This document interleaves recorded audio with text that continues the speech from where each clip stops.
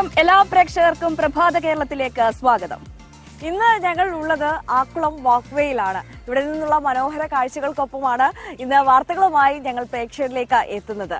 ഇന്ന് ഇപ്പോൾ ഒരുപാട് പ്രധാനപ്പെട്ട വാർത്തകളുണ്ട്. അതേസമയം തന്നെ നമ്മൾ നോക്കുകയാണെന്നുണ്ടെങ്കിൽ നമ്മളെ ഏറെ ദുഃഖത്തിലാഴ്ത്തിയ ഒരു വാർത്തയാണ് കഴിഞ്ഞ ദിവസം രാത്രി നമ്മളെ തേടി എത്തിയത്.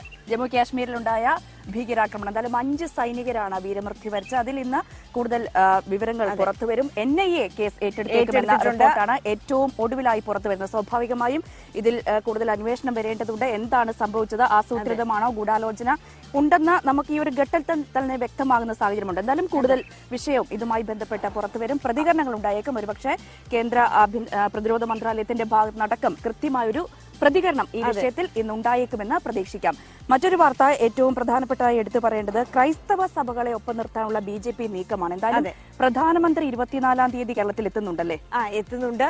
അപ്പോൾ ക്രൈസ്തവ മേലധ്യക്ഷന്മാരുമായി കൂടിക്കാഴ്ച നടത്താനുള്ള ഒരു സാഹചര്യമാണ് ഉരുത്തിരിഞ്ഞു വരുന്നത്. എന്തായാലും ആ ഒരു നീക്കത്തെ രാഷ്ട്രീയമായി എങ്ങനെ മറികടക്കാം എന്നുള്ള തന്ത്രമാണ് UDF മെനഞ്ഞുകൊണ്ടിരിക്കുന്നത്. അപ്പോൾ രാഷ്ട്രീയപരമായി നോക്കുമ്പോൾ രാഷ്ട്രീയ കേരളത്തിൽ ഇനി വരാൻ പോകുന്ന ദിവസങ്ങളിൽ ഒട്ടനവധി സുപ്രധാനപ്പെട്ട വാർത്തകളായിരിക്കും നമ്മളെ തേടി വരാൻ പോകുന്നത്. ഒരുപാട് പ്രതികരണങ്ങൾ ഇതിൽ ഈ വിഷയവുമായി ബന്ധപ്പെട്ട് എന്തായാലും ഇന്നു മുതൽ തന്നെ നമുക്ക് പ്രതീക്ഷിച്ചു തുടങ്ങാം. എന്തായാലും സുരേന്ദ്രൻ കഴിഞ്ഞ ദിവസം വ്യക്തമാക്കിയത് സഭകൾ BJPയോട് കൂടുതൽ അടുക്കുന്നു എന്നാണ് വ്യക്തമാക്കിയത്. അതുകൊണ്ട് പ്രധാനമന്ത്രി എത്തുന്നു. 9ഓളം മതമേലധ്യക്ഷ സഭാ പ്രതിനിധികളുമായി അദ്ദേഹം കൂടിക്കാഴ്ച നടത്തുന്നു. BJPയെ സംബന്ധിച്ച് കേരളത്തിൽ പുതിയൊരു മുന്നേറ്റം ഉണ്ടാക്കാൻ കഴിയുന്നുവെന്നാണ് കഴിഞ്ഞ ദിവസം BJP സംസ്ഥാന അധ്യക്ഷൻ വ്യക്തമാക്കി. അതിനോട് കൂട്ടിച്ചേർത്ത് വായിക്കാവുന്ന ഒരു വാർത്ത ജോണി നെല്ലൂരിന്റെ വാർത്തയാണ്. രാഷ്ട്രീയ നീക്കങ്ങൾ, അത് അദ്ദേഹത്തിന്റെ പുതിയ പാർട്ടി പ്രഖ്യാപനം, അത് ഏത് വിധത്തിലായിരിക്കും? NDAയോടൊപ്പം ചേർന്നുകൊണ്ടുള്ള ഒരു രാഷ്ട്രീയ നീക്കമായിരിക്കുമോ ഉണ്ടാകാൻ പോകുന്നത്? അത് എത്രത്തോളം BJPക്കും വോട്ട് ബാങ്കിന് അനുകൂലമായി വരും എന്നുള്ള കാര്യങ്ങളൊക്കെ നമുക്ക് വരും ദിവസങ്ങളിൽ അറിയാൻ സാധിക്കും. അപ്പോൾ അതുമായി ബന്ധപ്പെട്ടിട്ടുള്ള ഫോളോ അപ്സും ഇന്നത്തെ ദിവസം നമുക്ക് പ്രതീക്ഷിക്കാം. ഒരുപക്ഷെ 24-ാം തീയതിയാണ് പ്രധാനമന്ത്രി കേരളത്തിൽ എത്തുന്നത്. അതിനു മുമ്പ് ഒരു പാർട്ടി പ്രഖ്യാപനം ഉണ്ടാകുമോ എന്നാണ് രാഷ്ട്രീയ കേന്ദ്രങ്ങളെല്ലാം ഉറ്റുനോക്കുന്നത്. തീർച്ചയായും മറ്റൊരു പ്രധാനപ്പെട്ട വാർത്തയായി എടുത്തു പറയാനുള്ള ചീഫ് ജസ്റ്റിസിന് കഴിഞ്ഞ ദിവസം സർക്കാർ നൽകിയ യാത്രയയപ്പാണ്. എന്തായാലും അതിനിപ്പോൾ കേന്ദ്രത്തിനും സുപ്രീം കോടതിയിൽ അടക്കം പരാതി എത്തി നിൽക്കുന്ന സാഹചര്യമാണ്. സുപ്രീം കോടതി ഉത്തരവുകളുടെ ലംഘനം, ജുഡീഷ്യൽ ചട്ടങ്ങളുടെ ഒക്കെ ലംഘനം എന്ന് ചൂണ്ടിക്കാട്ടിക്കൊണ്ടാണ് ഇപ്പോൾ പരാതി ചെന്നിരിക്കുന്നത്. അതുകൊണ്ട് തന്നെ സുപ്രീം കോടതിയുടെ ഒരു ഇടപെടൽ ഈ ഒരു വിഷയത്തിൽ എങ്ങനെയായിരിക്കും? എന്തെങ്കിലും നടപടികൾ സുപ്രീം കോടതിയുടെ ഭാഗത്തു നിന്ന് ഉണ്ടാകുമോ എന്നാണ് ഏറ്റവും ഉറ്റുനോക്കുന്നത്. ഒപ്പം തന്നെ പ്രതിപക്ഷം ഇത് വലിയ രാഷ്ട്രീയ ആയുധമാക്കി മാറ്റിക്കഴിഞ്ഞു. അസാധാരണ സംഭവം എന്നാണ് പ്രതിപക്ഷം ഇതിനെ വിമർശിച്ചിരിക്കുന്നത്. ഒപ്പം തന്നെ ഈ ലോകായുക്ത മുഖ്യമന്ത്രിയുടെ ദുരിതാശ്വാസ നിധി കേസ് പരിഗണിച്ച ലോകായുക്ത ഉപയോഗായുക്തയും ഇഫ്താർ വിരുന്നിൽ പങ്കെടുത്തൊക്കെ വലിയ വിവാദമായിരുന്നു, രാഷ്ട്രീയ ചർച്ചയായിരുന്നു. പ്രതിപക്ഷം അത് വലിയ രാഷ്ട്രീയ ആയുധമാക്കി മാറ്റിയ സാഹചര്യം നമ്മൾ കണ്ടതാണ്. ആ ഒരു പശ്ചാത്തലത്തിലാണ് ഇപ്പോൾ വീണ്ടും ചീഫ് ജസ്റ്റിസിന് ഇത്തരത്തിലൊരു യാത്രയയപ്പ് നൽകുന്നതും അത് വീണ്ടും രാഷ്ട്രീയ വിവാദത്തിലേക്ക് മാറുന്നു. സ്വാഭാവികമായും ഈ വിഷയത്തിൽ കൂടുതൽ പ്രതിപക്ഷത്തിന്റെ അടക്കം പ്രതികരണം ഇന്ന് ഉണ്ടായേക്കാം. അതേസമയം നമ്മൾ ഇന്നലെ കണ്ട മറ്റൊരു പ്രധാനപ്പെട്ട വാർത്ത തിരുവനന്തപുരം വെള്ളനാട്ടില് കരടി കിണറ്റിൽ വീണ് മരിച്ച സംഭവവുമായി ബന്ധപ്പെട്ടാണ്. ഇത് വനം വകുപ്പിന്റെ ഭാഗത്തുനിന്ന് വലിയൊരു വീഴ്ച ഉണ്ടായിട്ടുണ്ട് എന്നുള്ളതാണ് വിമർശനം ഉയരുന്നത്. പക്ഷേ അതേസമയം തന്നെ വനം വകുപ്പ് കഴിഞ്ഞ ദിവസം തന്നെ പറഞ്ഞു അവരുടെ ഭാഗത്തുനിന്ന് വീഴ്ച ഉണ്ടായിട്ടില്ല എന്നുള്ള ന്യായീകരണം നിരത്തിയിരുന്നു. പക്ഷേ അതൊന്നും അത്രത്തോളം മുഖവിലയ്ക്ക് എടുക്കാൻ സാധിക്കില്ല. കാരണം നിരവധി പരാതികളാണ് വനംവകുപ്പിനെതിരെ ചെന്നിട്ടുള്ളത്. ഈ കിണറ്റിലെ വെള്ളം വറ്റിക്കാതെ മയക്കുവെടി വെച്ചതിന് എതിരെയാണ് ഇപ്പോൾ രൂക്ഷ വിമർശനങ്ങൾ ഉയരുന്നത്. അങ്ങനൊരു നിയമം കൂടിയുണ്ട്. അതായത് ഇത്തരത്തിലുള്ള മൃഗങ്ങളെയൊക്കെ വെടിവെക്കുമ്പോൾ വെള്ളത്തിന് ഉള്ളിൽ നിൽക്കുകയാണെങ്കിൽ അല്ലെങ്കിൽ വെള്ളത്തിന് സമീപത്തോട് ചേർന്ന് നിൽക്കുകയാണെങ്കിലോ വെടിവെക്കാൻ പാടില്ല എന്ന നിയമങ്ങളൊക്കെ ലംഘിച്ചുകൊണ്ടാണ് വനംവകുപ്പിന്റെ ഭാഗത്തു നിന്നും അത്തരത്തിലൊരു നീക്കം ഉണ്ടായിട്ടുള്ളത്. സ്വാഭാവികമായും കഴിഞ്ഞ ദിവസം ഈ മയക്കുവെടി വെച്ച് ഡോക്ടർ തന്നെ വ്യക്തമാക്കുന്ന സാഹചര്യമുണ്ടായിരുന്നു. ചില പിഴവുകൾ സംഭവിച്ചു. സ്വാഭാവികമായും ഇന്ന് കൂടുതൽ പ്രതികരണങ്ങൾ ഉണ്ടാകണം. വനംവകുപ്പ് ഒരു കൃത്യമായി മറുപടി പറയേണ്ട വിഷയമായി ഇത് മാറി. കരടിയുടെ മരണം സംഭവിച്ചത് ഈ വെള്ളത്തിൽ മുങ്ങിയത് കൊണ്ടാണ് എന്നുള്ള പോസ്റ്റ്മോർട്ടം റിപ്പോർട്ട് കൂടി വന്ന സാഹചര്യത്തിൽ എന്തായാലും നടപടിക്കുള്ള ഒരു സാധ്യത മുന്നിൽ കാണേണ്ടതുണ്ട്. തീർച്ചയായും. എന്തായാലും മറ്റു ഏറ്റവും പ്രധാനപ്പെട്ട വാർത്തയെ എടുത്തു പറയുന്നത് ചെറിയ പെരുന്നാളാണ്. വ്രതാനുഷ്ഠാനത്തിന്റെ ഒരു പരിസമാപ്തിയിലേക്ക് നാളെ എത്തുകയാണ്. വലിയ ആഘോഷമാണ്. ഇന്നും നാളെയും സംസ്ഥാനത്ത് പൊതു അവധി പ്രഖ്യാപിച്ചിരിക്കുകയാണ്. വിശ്വാസികളെല്ലാം ഈ പറഞ്ഞ പോലെ വലിയ ആഘോഷത്തിലാണ്. ഈ ചെറിയ പെരുന്നാൾ നാളെയാണ്. അതിന്റെ ഒരുക്കങ്ങളായിരിക്കും സ്വാഭാവികമായും ഇന്ന് എല്ലായിടത്തും കാണാൻ കഴിയും. അവസാനമായി നാളെ പെരുന്നാളിന് വേണ്ട സാധനങ്ങളെല്ലാം പോയി വാങ്ങുക, കുട്ടികൾക്കൊക്കെ ഡ്രസ്സ് എടുക്കാനൊക്കെ തുണിക്കടകളിൽ കയറി ഇറങ്ങുന്ന മാതാപിതാക്കളൊക്കെ ആയിരിക്കും നമുക്ക് ഇന്ന് കാണാൻ സാധിക്കുക. എന്തായാലും റമദാൻ വിശേഷങ്ങളും ഇന്ന് നമ്മൾ പ്രഭാത കേരളത്തിൽ നോക്കുന്നുണ്ട്. അങ്ങനെ ഒരുപാട് വാർത്തകളാണ് നമുക്ക് മുന്നിലുള്ളത്. അപ്പോൾ ഈ വാർത്തകൾ ഒക്കെ സമഗ്രമായി നോക്കാം. അതിനു മുമ്പായി നോക്കാം ഈ മണിക്കൂറിലെ പ്രധാന വാർത്താ തലക്കെട്ടുകൾ.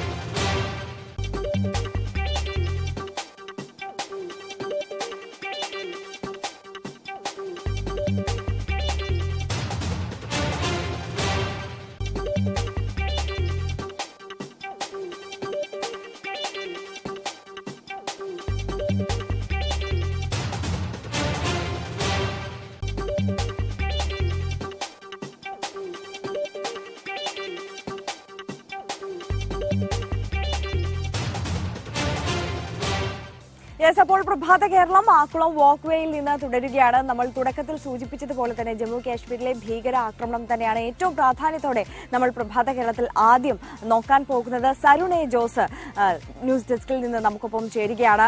സരുൺ, നമ്മളെ ഏറെ ദുഃഖത്തിലാഴ്ത്തിയ ഒരു വാർത്തയാണ് കഴിഞ്ഞ ദിവസം രാത്രി തേടിയെത്തിയത്. 5 സൈനികരാണ് വീരമൃത്യു വരിച്ചത്.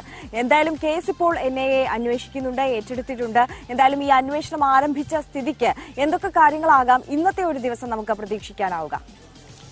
Ranjini, Arya, good morning. ഇന്നലെ വൈകിട്ട് 3 മണിയോട് കൂടിയായിരുന്നു പൂഞ്ച് മേഖലയിൽ രാജ്യത്തെ ഞെട്ടിച്ച ഭീകരാക്രമണം ഉണ്ടായത്. ഒരുപക്ഷെ 2019 ഫെബ്രുവരി 14 പുൽവാമ ഭീകരാക്രമണത്തിന് ശേഷം രാജ്യം നടുങ്ങിയ ഏറ്റവും വലിയ ഭീകരാക്രമണമാണ് ഇന്നലെ ഈ പൂഞ്ച് മേഖലയിൽ ഉണ്ടായത്.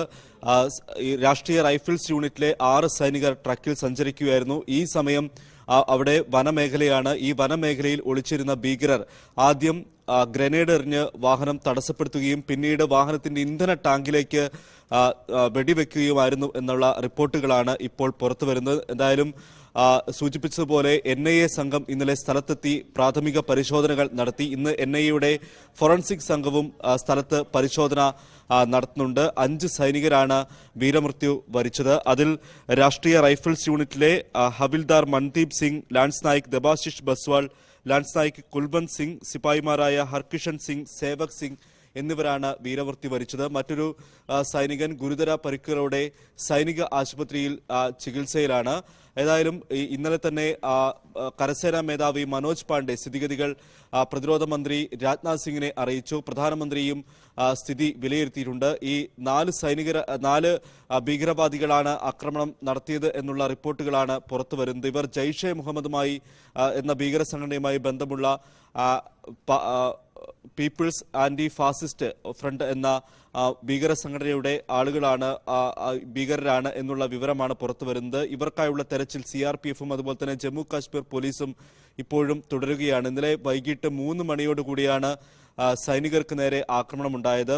ഈ പുൽവാമ ആക്രമണത്തിന് ശേഷമുള്ള ഏറ്റവും വലിയ ഭീകരാക്രമണം എന്ന നിലയിലാണ് ഇത് വിശേഷിപ്പിക്കപ്പെടുന്നത്. ഏതായാലും ഇന്നും ഈ NIA സംഘം ഈ സ്ഥലത്ത് ഫോറൻസിക് സംഘം സ്ഥലത്തെത്തി പരിശോധന നടത്തും. ഇതിനു പുറമെ ഈ ഭീകരർക്കായുള്ള തെരച്ചിൽ തുടരുകയാണ്.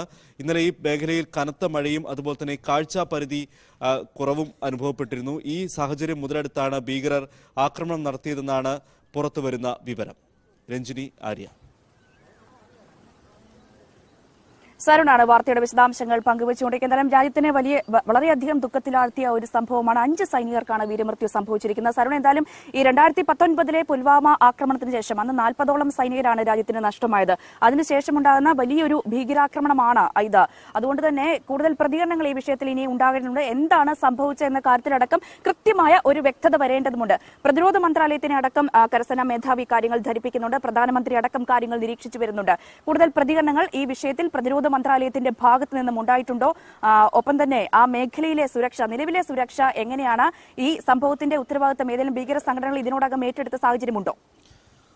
രഞ്ജിനി, ജമ്മു കാശ്മീർ കനത്ത സുരക്ഷയിലാണ്. കാരണം 1 മാസത്തിന് ശേഷം ശ്രീനഗറിൽ G20യുടെ ടൂറിസം വർക്കിംഗ് ഗ്രൂപ്പ് യോഗം ചേരാനിരിക്കുകയാണ്. ഈ സാഹചര്യത്തിൽ തന്നെ വിദേശ പ്രതിനിധികൾ അടക്കം ശ്രീനഗറിൽ എത്തിച്ചേരേണ്ടതുണ്ട്. ഇതിനു മുന്നോടിയായുള്ള സുരക്ഷ ഒക്കെ ജമ്മു കാശ്മീരിൽ ഒരുക്കിയിരുന്നു. ഇതോടനുബന്ധിച്ചാണ് ഇപ്പോൾ ഭീകരർ ഈ സ്ഥലത്ത് ആക്രമണം നടത്തിയിരിക്കുന്നത്. ഈ പാക് അധിനിവേശ കശ്മീരിൽ നിന്നും അധികം അകലെയല്ലാത്ത പ്രദേശമാണിത്. പൂഞ്ചിൽ നിന്ന് 60 കിലോമീറ്റർ അകലെയുള്ള സ്ഥലമാണിത്. ഇവിടെ പതിവ് പരിശോധനകൾക്ക് എത്തിയതാണ് സൈനികർ എന്നാണ് ഇപ്പോൾ ലഭ്യമാകുന്ന വിവരം. ഈ സമയത്താണ്, അതായത് ഒറ്റപ്പെട്ട വഴികളിലൂടെ സൈനികർ സഞ്ചരിക്കുമ്പോൾ അവരെ പതിയിരുന്ന് ആക്രമിക്കുമെന്ന തന്ത്രമാണ് ഭീകരർ ഇന്നലെ പുറത്തെടുത്തത് എന്നുള്ള വിവരമാണ് പുറത്തുവരുന്നത്. സാധാരണയായി ഈ ഒറ്റപ്പെട്ട നിലയിൽ നോർത്ത് ഈസ്റ്റിലും മറ്റും ആണ് ഇങ്ങനെയുള്ള ഭീകരാക്രമണം സാധാരണയായി കണ്ടുവന്നത്. ജമ്മു കാശ്മീരിൽ ഈ സംഘടന, അതായത് പീപ്പിൾസ് ആന്റി ഫാസിസ്റ്റ് ഫ്രണ്ട് എന്ന സംഘടന ഇത്തരം ആക്രമണങ്ങൾ നടത്താൻ വിദഗ്ധ പരിശീലനം ലഭിച്ചവരാണ്. പാകിസ്ഥാനിലും മറ്റും അവർക്ക് ഇത്തരം പരിശീലനം ലഭിച്ചിട്ടുണ്ട് എന്നുള്ള ചില വിവരങ്ങളൊക്കെയും പുറത്തു വന്നിട്ടുണ്ട്.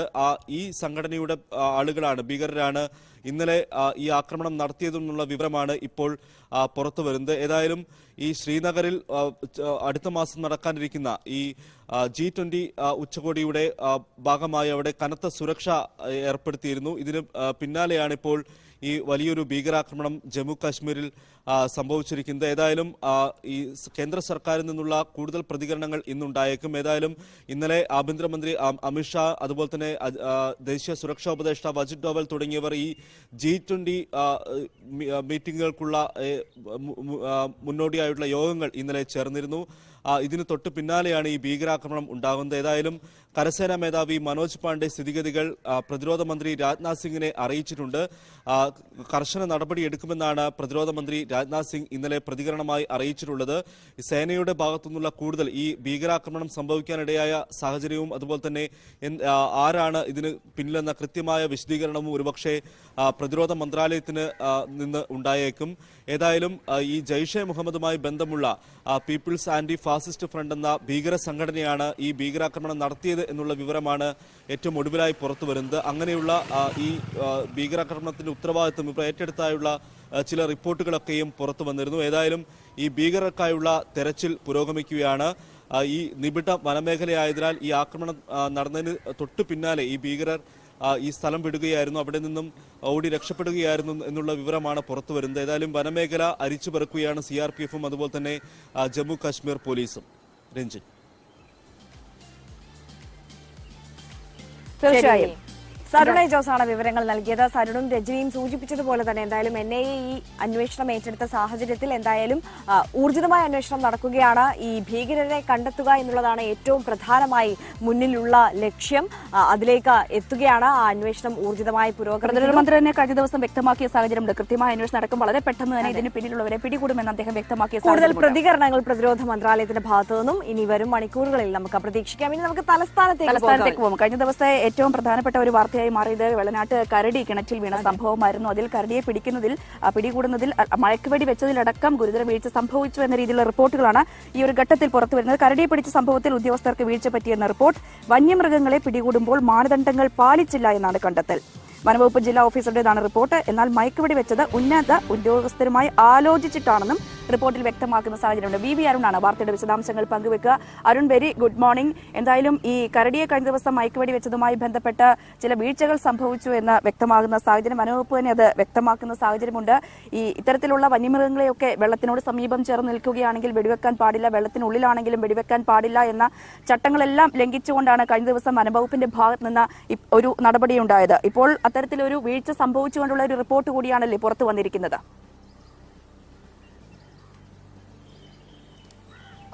ഭാഗികമായി വീഴ്ചകൾ അംഗീകരിച്ചുകൊണ്ടും എന്നാൽ ഈ വെടിവെച്ച നടപടിയെ ന്യായീകരിച്ചുകൊണ്ടുമുള്ള റിപ്പോർട്ടാണ് DFO നൽകിയിട്ടുള്ളത്, സർക്കാരിന് നൽകിയിട്ടുള്ളത്. 2 ദിവസത്തിനുള്ളിൽ സർക്കാർ ഇതിൽ നടപടി എടുക്കും. രഞ്ജിനി സൂചിപ്പിച്ച പോലെ ഏറ്റവും പ്രധാനപ്പെട്ടത് വെള്ളത്തോട് ചേർന്ന് കിടക്കുന്ന പ്രദേശങ്ങളിൽ അകപ്പെട്ട വന്യമൃഗങ്ങളെ പിടികൂടുന്നതിന് പ്രത്യേക ചട്ടങ്ങളുണ്ട്. അതിനെ വെടിവെച്ച് പിടിക്കാൻ പാടില്ല എന്ന നിർദ്ദേശമുണ്ട്. പക്ഷേ ഈ വിഷയത്തിൽ അത് പാലിക്കപ്പെട്ടില്ല. അതിന് ന്യായീകരണവുമായ ചില കാര്യങ്ങൾ റിപ്പോർട്ടിന്റെ ഭാഗമായി ഉൾക്കൊള്ളിച്ചിരുന്നെങ്കിൽ പോലും അവിടെ വലിയ വീഴ്ച വന്നു എന്ന് തന്നെയാണ്, ഈ ദൗത്യത്തിൽ വീഴ്ച വന്നു എന്ന് തന്നെയാണ് റിപ്പോർട്ടിൽ വ്യക്തമാക്കുന്നത്. വന്യമൃഗങ്ങളെ പാലിക്കേണ്ട നിബന്ധനകൾ ഈ കിണറ്റിൽ വീണ കരടിയെ പിടിക്കുമ്പോൾ അത് ഉണ്ടായിട്ടില്ല, പാലിച്ചിട്ടില്ല എന്നാണ് ചീഫ് വൈൽഡ് ലൈഫ് വാർഡന്റെ റിപ്പോർട്ടിലും പറയുന്നത്. ഇത്ര സംഭവങ്ങൾ ഉണ്ടാകുമ്പോൾ വൈൽഡ് ലൈഫ് വാർഡൻ ആ സ്ഥലത്ത് ഉണ്ടാകേണ്ടതായിരുന്നു. എന്നാൽ അവിടെ ഈ വിഷയത്തിൽ അവിടെ ആ ഉദ്യോഗസ്ഥർ ആ സ്ഥലത്ത് എത്തിയിട്ടില്ല എന്നതും കുറ്റപ്പെടുത്തലിന്റെ റിപ്പോർട്ടിന്റെ ഭാഗമായി ഉണ്ട്. എന്നാൽ ഈ വൈൽഡ് ലൈഫ് വാർഡന്റെയും സംസ്ഥാന വന്യജീവി ബോർഡിന്റെയും ഒക്കെ അനുമതി, ഉന്നത ഉദ്യോഗസ്ഥർക്ക് അനുമതി വാങ്ങിയാണ് ഈ വെടിവെച്ചത് എന്നും റിപ്പോർട്ടിൽ പറയുന്നു. മറ്റു വഴികളില്ലായിരുന്നു എന്നാണ് അതിന്റെ ന്യായീകരണമായി പറയുന്നത്. വിശദ റിപ്പോർട്ട് 2 ദിവസം ഈ സർക്കാരിന് ഈ ചീഫ് വൈൽഡ് ലൈഫ് വാർഡൻ നൽകും. DFOയുടെ റിപ്പോർട്ടാണ് ഇപ്പോൾ ലഭിച്ചിരിക്കുന്നത്. അതിന്റെ അടിസ്ഥാനത്തിൽ വിശദമായ റിപ്പോർട്ട് നൽകും. അതിന്റെ അടിസ്ഥാനത്തിൽ വനം മന്ത്രി ഈ വിഷയം പരിശോധിച്ച ശേഷമാകും നടപടിയിലേക്ക് കടക്കുക. ഏതെങ്കിലും നടപടി ഉണ്ടാകുമോ എന്ന് ഈ ഘട്ടത്തിൽ നമുക്ക് പറയാൻ കഴിയില്ലെങ്കിലും ഒരു വീഴ്ച സംഭവിച്ചിട്ടുണ്ട്. അസാധാരണമായ ഒരു സാഹചര്യമായിരുന്നു. അവിടെ ഏത് തരത്തിൽ പ്രവർത്തിക്കണമെന്ന കൃത്യമായ ചട്ടങ്ങളുണ്ടായിരുന്നു. അത് മറികടന്ന് പ്രവർത്തനങ്ങളുണ്ടായി. പക്ഷേ മറ്റു വഴികളില്ല. കാരണം ഈ കരടിയെ ജീവനോടെ അല്ലെങ്കിൽ മയക്കാതെ പുറത്തെടുത്താൽ ഉണ്ടാകുന്ന അപകടം, നിരവധി ആളുകൾ കൂടിയിരുന്നു, അവരുടെ രക്ഷ കൂടി കരുതിക്കൊണ്ടുള്ള ഒരു ദൗത്യമാണ് അവിടെ നടന്നത്. അതുകൊണ്ടാണ് ഈ ഒരു രീതി സ്വീകരിച്ചെന്നൊരു ന്യായീകരണം കൂടി റിപ്പോർട്ടിന്റെ ഭാഗമായിട്ട് അതെല്ലാം പരിശോധിച്ചാകും വനം മന്ത്രി വിഷയത്തിൽ അന്തിമ നിലപാട് തീരുമാനമെടുക്കുക. അരുണ്, സ്വാഭാവികമായും ഈ വിഷയത്തിൽ ഗുരുതരമായ ഒരു കുറ്റകൃത്യം നടന്നു എന്നുള്ള ഒരു വിലയിരുത്തൽ ഉണ്ടാവേണ്ടതാണ്. കർശനമായ ഒരു നടപടിയും സ്വീകരിക്കേണ്ടതാണ്. പക്ഷെ കഴിഞ്ഞ ദിവസം DFO വിശദീകരിക്കുകയുണ്ടായി. അതായത് ഒരുപാട് ജനങ്ങൾ തങ്ങി നിൽക്കുന്ന ഒരു സ്ഥലമാണ്, തിങ്ങിപ്പാർത്ത് നിൽക്കുന്ന ഒരു സ്ഥലമാണ്. അവിടേക്ക് മയക്കുവെടി വെക്കാതെ കരടിയെ പുറത്തെടുക്കുക എന്നുള്ളത് സ്വാഭാവികമായും നടപടിയാകുന്ന ഒരു കാര്യമല്ല. കാരണം ജനങ്ങളുടെ ജീവന് കൂടുതൽ വില നൽകേണ്ടി വരുന്ന ഒരു സാഹചര്യമാണ് എന്നുള്ളത്. അതോടൊപ്പം തന്നെ AK ശശീന്ദ്രൻ വനമന്ത്രി കഴിഞ്ഞ ദിവസം പറയുകയുണ്ടായി, വനം വകുപ്പിന് ചെയ്യാൻ സാധിക്കുന്നതൊക്കെ ചെയ്തു എന്നുള്ളത്. അപ്പോൾ ഈ ഒരു പശ്ചാത്തലത്തിൽ ഈ ഒരു പ്രതികരണത്തിന്റെയും അതോടൊപ്പം തന്നെ ഇപ്പോൾ അരുൺ സൂചിപ്പിച്ച ചില കാര്യങ്ങളുടെയും അടിസ്ഥാനത്തിൽ നോക്കുകയാണെങ്കിൽ വലിയൊരു നടപടിയിലേക്ക് ഉദ്യോഗസ്ഥർക്ക് എതിരെ വലിയൊരു നടപടിയിലേക്ക് കടക്കില്ല എന്ന് വേണോ കരുതാൻ? തീർച്ചയായും അങ്ങനെ വേണം കരുതാൻ. കാരണം ഉദ്യോഗസ്ഥരുടെ ഭാഗത്ത് വീഴ്ച സംഭവിച്ചിട്ടുണ്ടോ എന്നുള്ളത് വ്യക്തമാണ്. അത് ഈ ചട്ടങ്ങൾ നിബന്ധനകൾ പാലിച്ചില്ല, മാനദണ്ഡങ്ങൾ പാലിച്ചില്ല എന്നുള്ളതാണ്. പക്ഷേ അവിടെ ഉണ്ടായ ഒരു സാഹചര്യം, ആളുകൾ വലിയ രീതിയിൽ ആര് സൂചിപ്പിച്ച പോലെ ആളുകൾ കൂടിക്കിടക്കുന്നു. കരടി മണിക്കൂറുകളായി വെള്ളത്തിലാണ്. അതിനെ എത്രയും പെട്ടെന്ന് അവിടെ മാറ്റാനുള്ള ശ്രമം നടത്തേണ്ടതുണ്ട്. എത്ര സമയം അതിനുള്ളിൽ പിടിച്ചു നിൽക്കാനാകുമെന്നും പറയാൻ കഴിയില്ല. കരടി വലിയ അക്രമാസക്തനായിരുന്നു. ഈ കിണറ്റിനുള്ളിൽ തന്നെ മോട്ടോറും മറ്റ് ഉപകരണങ്ങളും ഒക്കെ നശിപ്പിച്ച അവസ്ഥയിലായിരുന്നു. അതുകൊണ്ട് തന്നെ ഒരു അസാധാരണ സാഹചര്യം ഉണ്ടായിരുന്നു. പക്ഷെ അവിടെയും ഈ കരടിയുടെ ജീവൻ രക്ഷിക്കുക എന്നത് കൂടി പ്രാഥമിക പരിഗണന നൽകിയില്ല എന്നതാണ് ഇവിടെ ഉയരുന്ന വിഷയവും. അതിനാണ് വീഴ്ച പറ്റിയെന്ന ആരോപണം ഉയരുന്നു. അതുകൊണ്ട് തന്നെ അതിലുമൊരു നടപടി വേണമെന്ന ആവശ്യം ഇത് വന്യജീവി സംഘടനകളൊക്കെ നടപടി ആവശ്യപ്പെട്ട് സർക്കാരിനെയും ഒക്കെ സമീപിച്ചിട്ടുണ്ട്. വരും ദിവസങ്ങളിലും കൂടുതൽ പരാതികൾ ഉയർന്നു വരും. അതുകൊണ്ട് തന്നെ അതുകൂടി പരിഗണിച്ചുകൊണ്ട് നടപടിയിലേക്ക് പോകും. എങ്കിലും ഒരു കടുത്ത നടപടി ഉദ്യോഗസ്ഥർക്കെതിരെ ഉണ്ടാകുമെന്ന് ഈ ഘട്ടത്തിൽ പറയാൻ കഴിയില്ല. വെടിവെച്ച വെറ്ററിനറി സർജനും അനിവാര്യമായ സാഹചര്യമായിരുന്നു. മറ്റു വഴികളില്ലാത്തതുകൊണ്ട് വനം വകുപ്പിന്റെ ഉന്നത ഉദ്യോഗസ്ഥരെ കൂടി അനുമതി തേടിക്കൊണ്ടാണ് ഇതൊരു നടപടിയിലേക്ക് പോയതെന്ന് വ്യക്തമാക്കിയിരുന്നു. മൃഗസംരക്ഷണ വകുപ്പ് വിഷയത്തിൽ റിപ്പോർട്ട് തേടിയിട്ടുണ്ട്. എല്ലാം പരിശോധിച്ച ശേഷമാകും ഒരു നടപടിയിലേക്ക് പോവുക. അപ്പോഴും ഒരു കടുത്ത നടപടി ഉദ്യോഗസ്ഥർക്കെതിരെ ഉണ്ടാകുമെന്ന് ഈ ഘട്ടത്തിൽ പറയാൻ കഴിയില്ല. തീർച്ചയായും എന്തായാലും കൃത്യമായ ഒരു നടപടി ഈ വിഷയത്തിൽ ഉണ്ടായേക്കുമെന്ന് നമുക്ക് പറയാൻ കഴിയില്ല. എന്തായാലും അരുണാണ് വാർത്തയുടെ വിശദാംശങ്ങൾ പങ്കുവച്ചത്. അരുൺ, അതേസമയം തന്നെ മറ്റൊരു പ്രധാനപ്പെട്ട വാർത്ത ഈ ചീഫ് ജസ്റ്റിസിന് നൽകിയ യാത്രയയപ്പ് വിരുന്നുമായി ബന്ധപ്പെട്ടിട്ടാണ്. എന്തായാലും കൂടുതൽ പരാതികൾ ഈ വിഷയവുമായി ബന്ധപ്പെട്ട് ഉയർന്നു വന്നിട്ടുണ്ട്. കേന്ദ്രത്തിനും സുപ്രീം കോടതിക്കും അടക്കം പരാതി എത്തിയിട്ടുമുണ്ട്. അപ്പോൾ കേന്ദ്രത്തിന്റെയും സുപ്രീം കോടതിയുടെയും ഇടപെടൽ ഈ ഒരു കേസിൽ നിർണായകമാകില്ലേ ഇനി?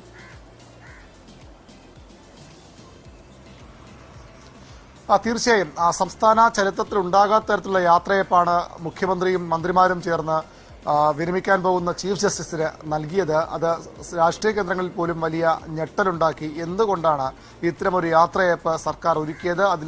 എന്തിന് ഈ ചീഫ് ജസ്റ്റിസ് പങ്കെടുത്തു എന്ന ചോദ്യമാണ് ഉയരുന്നത്. തികച്ചും അസാധാരണമായ സാഹചര്യമായിരുന്നു. ഇത്തരത്തിൽ മുമ്പും നിരവധി ജഡ്ജിമാർ, ചീഫ് ജസ്റ്റിസുമാർ സംസ്ഥാനത്ത് ഹൈക്കോടതിയിൽ വിരമിക്കുമ്പോഴും അത്തരമൊരു യാത്രയിലേക്ക് സർക്കാർ പോയതിന് അവർക്ക് അവരുടെ ഔദ്യോഗിക ചുമതലയുടെ ഭാഗമായി അതിനൊരു കൃത്യമായ കീഴ്വഴക്കമുണ്ട്. യാത്രയപ്പ് നൽകുന്നതിന് ഹൈക്കോടതിന്റെ ഫുൾ റഫറൻസ് ചേർന്ന് യാത്രയപ്പ് നൽകാറുണ്ട്. അഭിഭാഷക സംഘടനകൾ യാത്രയപ്പ് നൽകാറുണ്ട്. അപ്പുറത്തേക്ക് സർക്കാർ യാത്രയപ്പ് നൽകേണ്ട ആളല്ല ചീഫ് ജസ്റ്റിസ്. കാരണം അവർ കൃത്യമായ ജുഡീഷ്യൽ ഓഫീസർമാർ കൃത്യമായി പൊതുസമൂഹത്തിൽ പാലിക്കേണ്ട ചില മാനദണ്ഡങ്ങളുണ്ട്. അവരുടെ പ്രവർത്തിക്കേണ്ട രീതികളുണ്ട്. അതൊക്കെ മറികടന്നുകൊണ്ട് നടപടിയാണ് ഇവിടെ ഉണ്ട്. അതുകൊണ്ട് തന്നെ ഇതിൽ സുപ്രീം കോടതി ഇടപെടൽ വളരെ നിർണായകമാണ്. സ്വാഭാവികമായും ഹൈക്കോടതിക്ക് ഈ പരാതി നൽകാൻ കഴിയില്ല. നൽകിയാൽ പോലും അതിലെത്ര നടപടി ഉണ്ടാകുമെന്ന് വ്യക്തമല്ല. അതുകൊണ്ടാണ് സുപ്രീം കോടതിയിലേക്ക് പരാതി പോയിരിക്കുന്നത്. കേന്ദ്ര സർക്കാരിന് പരാതി പോയിരിക്കുന്നത്. വലിയ രാഷ്ട്രീയ ആരോപണമായി കൂടി ഈ വിഷയം സമീപ ദിവസങ്ങളിൽ മാറുമെന്നും ഉറപ്പാണ്. പ്രതിപക്ഷ നേതാവ് തന്നെ പറഞ്ഞത് വിചിത്രമായ ഒരു നടപടിയായിപ്പോയി എന്നുള്ളതാണ്. മുൻ DGP director of prosecution T Asaf Ali പറഞ്ഞതാകട്ടെ, ഇത് ഒരു മുഖ്യമന്ത്രി ഒരു ചീഫ് ജസ്റ്റിസ് നൽകിയ വിധത്തെ മാത്രം കാണാൻ കഴിയില്ല. മുഖ്യമന്ത്രിക്കെതിരെ സർക്കാരിന് നിരവധി കേസുകൾ ഹൈക്കോടതി പരിഗണനയിലുണ്ട്. അതിൽ പലതും നീട്ടിവെക്കുന്നു എന്ന പരാതിയുണ്ട്. അതുകൊണ്ട് തന്നെ മുഖ്യമന്ത്രി ഇവിടെ വ്യവഹാരിയാണ്. ഒരു വ്യവഹാരി ഇത്തരത്തിലൊരു ചീഫ് ജസ്റ്റിസിന് യാത്രയപ്പ് നൽകുമ്പോൾ അത് ചില സംശയങ്ങൾ ഉയർത്തും. നേരത്തെ കോടതിയിൽ കഴിഞ്ഞ കേസുകൾ ഇനി വരാനിരിക്കുന്ന കേസുകളിലേക്ക് അത് ബാധിക്കുമോ എന്ന ആശങ്ക പൊതുസമൂഹത്തിനുണ്ടാകും. സ്വാഭാവികമായി അവിടെ ധാർമ്മികമായ ഒരു പ്രശ്നം കൂടിയുണ്ട്. ഇന്നലെ നിയമമന്ത്രി P രാജീവൊക്കെ വളരെ ലളിതവൽക്കരിച്ച് ഇതിനെ ന്യായീകരിക്കാൻ ശ്രമിച്ചിരുന്നു. ഇത്തരത്തിൽ പലപ്പോഴും സുപ്രീം കോടതി ചീഫ് ജസ്റ്റിസും ജഡ്ജിമാരും ഒക്കെ പ്രധാനമന്ത്രിയുമായി യോഗങ്ങൾ ചേരാറുണ്ട്. ഇത്തരത്തിൽ വിരുന്നുകളിൽ പങ്കെടുക്കാറുണ്ട്. സംസ്ഥാനത്ത് തന്നെ ജുഡീഷ്യറിയുടെയും ഭരണ സംവിധാനങ്ങളുടെയും കാര്യക്ഷമമായ ഏകോപനത്തിന് ഉറപ്പുവരുത്താൻ ഇടയ്ക്ക് വർഷത്തിൽ ഒരു തവണയെങ്കിലും മുഖ്യമന്ത്രി പങ്കെടുത്തുകൊണ്ട് ചീഫ് ജസ്റ്റിസിന്റെയും ജഡ്ജിമാരുടെയും ഒക്കെ യോഗം വിളിക്കാറുണ്ട്, മന്ത്രിമാർ ഉൾപ്പെടെ പങ്കെടുക്കാറുണ്ട് എന്നൊക്കെ പറഞ്ഞ് വളരെ ലളിതവത്കരിക്കാൻ നിയമമന്ത്രി ശ്രമം നടത്തി. പക്ഷേ അതല്ല കാര്യം. അത്ര യോഗങ്ങൾ ഭരണ സംവിധാനത്തിന്റെ മുന്നോട്ട് പോക്കിന് ജുഡീഷ്യറിയും ഭരണ സംവിധാനവുമായി ചേർന്ന് പോകുന്നതിനൊക്കെ വളരെ അനിവാര്യമാണ്. പക്ഷേ അത്തരമൊരു യോഗമല്ല ഇവിടെ ഉണ്ടായിരിക്കുന്നത്. ഇതൊരു വിരുന്നാണ്, സത്കാരമാണ്. എന്തിന് ചീഫ് ജസ്റ്റിസിന് സർക്കാർ അത്തരമൊരു വിരുന്ന് നൽകി? അതിന്റെ ഉദ്ദേശം എന്തെന്ന ചോദ്യമാണ് ഇപ്പോൾ ഉയർന്നു വരുന്നത്. അതിനാണ് സംശയങ്ങൾ ഉയരുന്നത്. അതുകൊണ്ട് തന്നെ ഇതിൽ സുപ്രീം കോടതിയുടെ കേന്ദ്ര സർക്കാരിന്റെ ഇടപെടൽ വളരെ നിർണായകമായി തീരും. ഇത്ര ലളിതവത്കരിച്ച് നിയമമന്ത്രി പി രാജീവ് ചെയ്ത വിധത്തിൽ ലളിതവത്കരിച്ച് നിസ്സാരമായി ഇതിനെ കാണാൻ കഴിയുന്ന ഒരു സാഹചര്യമല്ല ഉള്ളത്. സർക്കാർ ഇഫ്താർ വിരുന്ന് നൽകി അതിൽ ലോകായുക്ത പങ്കെടുത്ത വലിയ വിവാദം നേരിട്ട സർക്കാരാണ്. അതിന്റെ അലയലുകൾ അവസാനിച്ചിട്ടില്ല. അത് ഇനിയും തീർച്ചയായും അത് തന്നെയാണ് അരുൺ. എന്തായാലും ഈ കഴിഞ്ഞ ദിവസത്തെ ഇഫ്താർ വിരുന്നിൽ ലോകായുക്തയും ഉപലോകായുക്തയും ഒക്കെ പങ്കെടുത്തത് പ്രതിപക്ഷം വലിയ ആയുധമാക്കി മാറ്റിയ സാഹചര്യം ഉണ്ടായിരുന്നു. ആ ഒരു പശ്ചാത്തലത്തിൽ കൂടി നോക്കുമ്പോൾ ചീഫ് ജസ്റ്റിന് വിരമിക്കാനിരിക്കുന്ന ചീഫ് ജസ്റ്റിന് ഇത്തരത്തിലൊരു യാത്രയയപ്പ് നൽകുന്നു. അതിനെ നിസാരവൽക്കരിച്ചുകൊണ്ട് തന്നെ ഭരണപക്ഷം രംഗത്തെത്തുന്നു. അത് വലിയ കാര്യമല്ല, സ്വാഭാവിക നടപടിയാണെന്നൊക്കെ ഭരണപക്ഷം പറയുന്ന സാഹചര്യമുണ്ട്. എന്നാലും പ്രതിപക്ഷം ഇത് വലിയ രാഷ്ട്രീയ ആയുധമാക്കി മാറ്റിയിരിക്കുകയാണ്. വിചിത്ര നടപടിയാണ്, അസാധാരണ നടപടിയാണെന്നൊക്കെയാണ് പറയുന്നത്. സ്വാഭാവികമായും ഈ പരാതിക്കാരൻ ഉന്നയിക്കുന്നത് ഇത്തരത്തിൽ സർക്കാർ കക്ഷിയായ കേസുകളിൽ ചീഫ് ജസ്റ്റിസ് എടുത്ത നടപടികൾ എന്താണെന്നടക്കം പരിശോധിക്കണമെന്നാണ് പറഞ്ഞത്. സ്വാഭാവികമായും സുപ്രീം കോടതിയുടെയും കേന്ദ്രത്തിന്റെയും നിലപാട് ഇതിൽ നിർണായകമാവും. എങ്കിൽ കൂടിയും ഏത് രീതിയിലായിരിക്കും വരും ദിവസങ്ങളിൽ ഭരണപക്ഷം ഇതിനെ പ്രതിരോധിക്കുക, CPM ഇതിനെ പ്രതിരോധിക്കുക? നിലവിൽ രാജീവ് അടക്കമുള്ളവർ ഇതിനെ നിസ്സാരവൽക്കരിക്കുന്നുണ്ടെങ്കിൽ കൂടിയും വരും ദിവസങ്ങളിലുള്ള പ്രതിരോധം ഏത് രീതിയിലായിരിക്കും?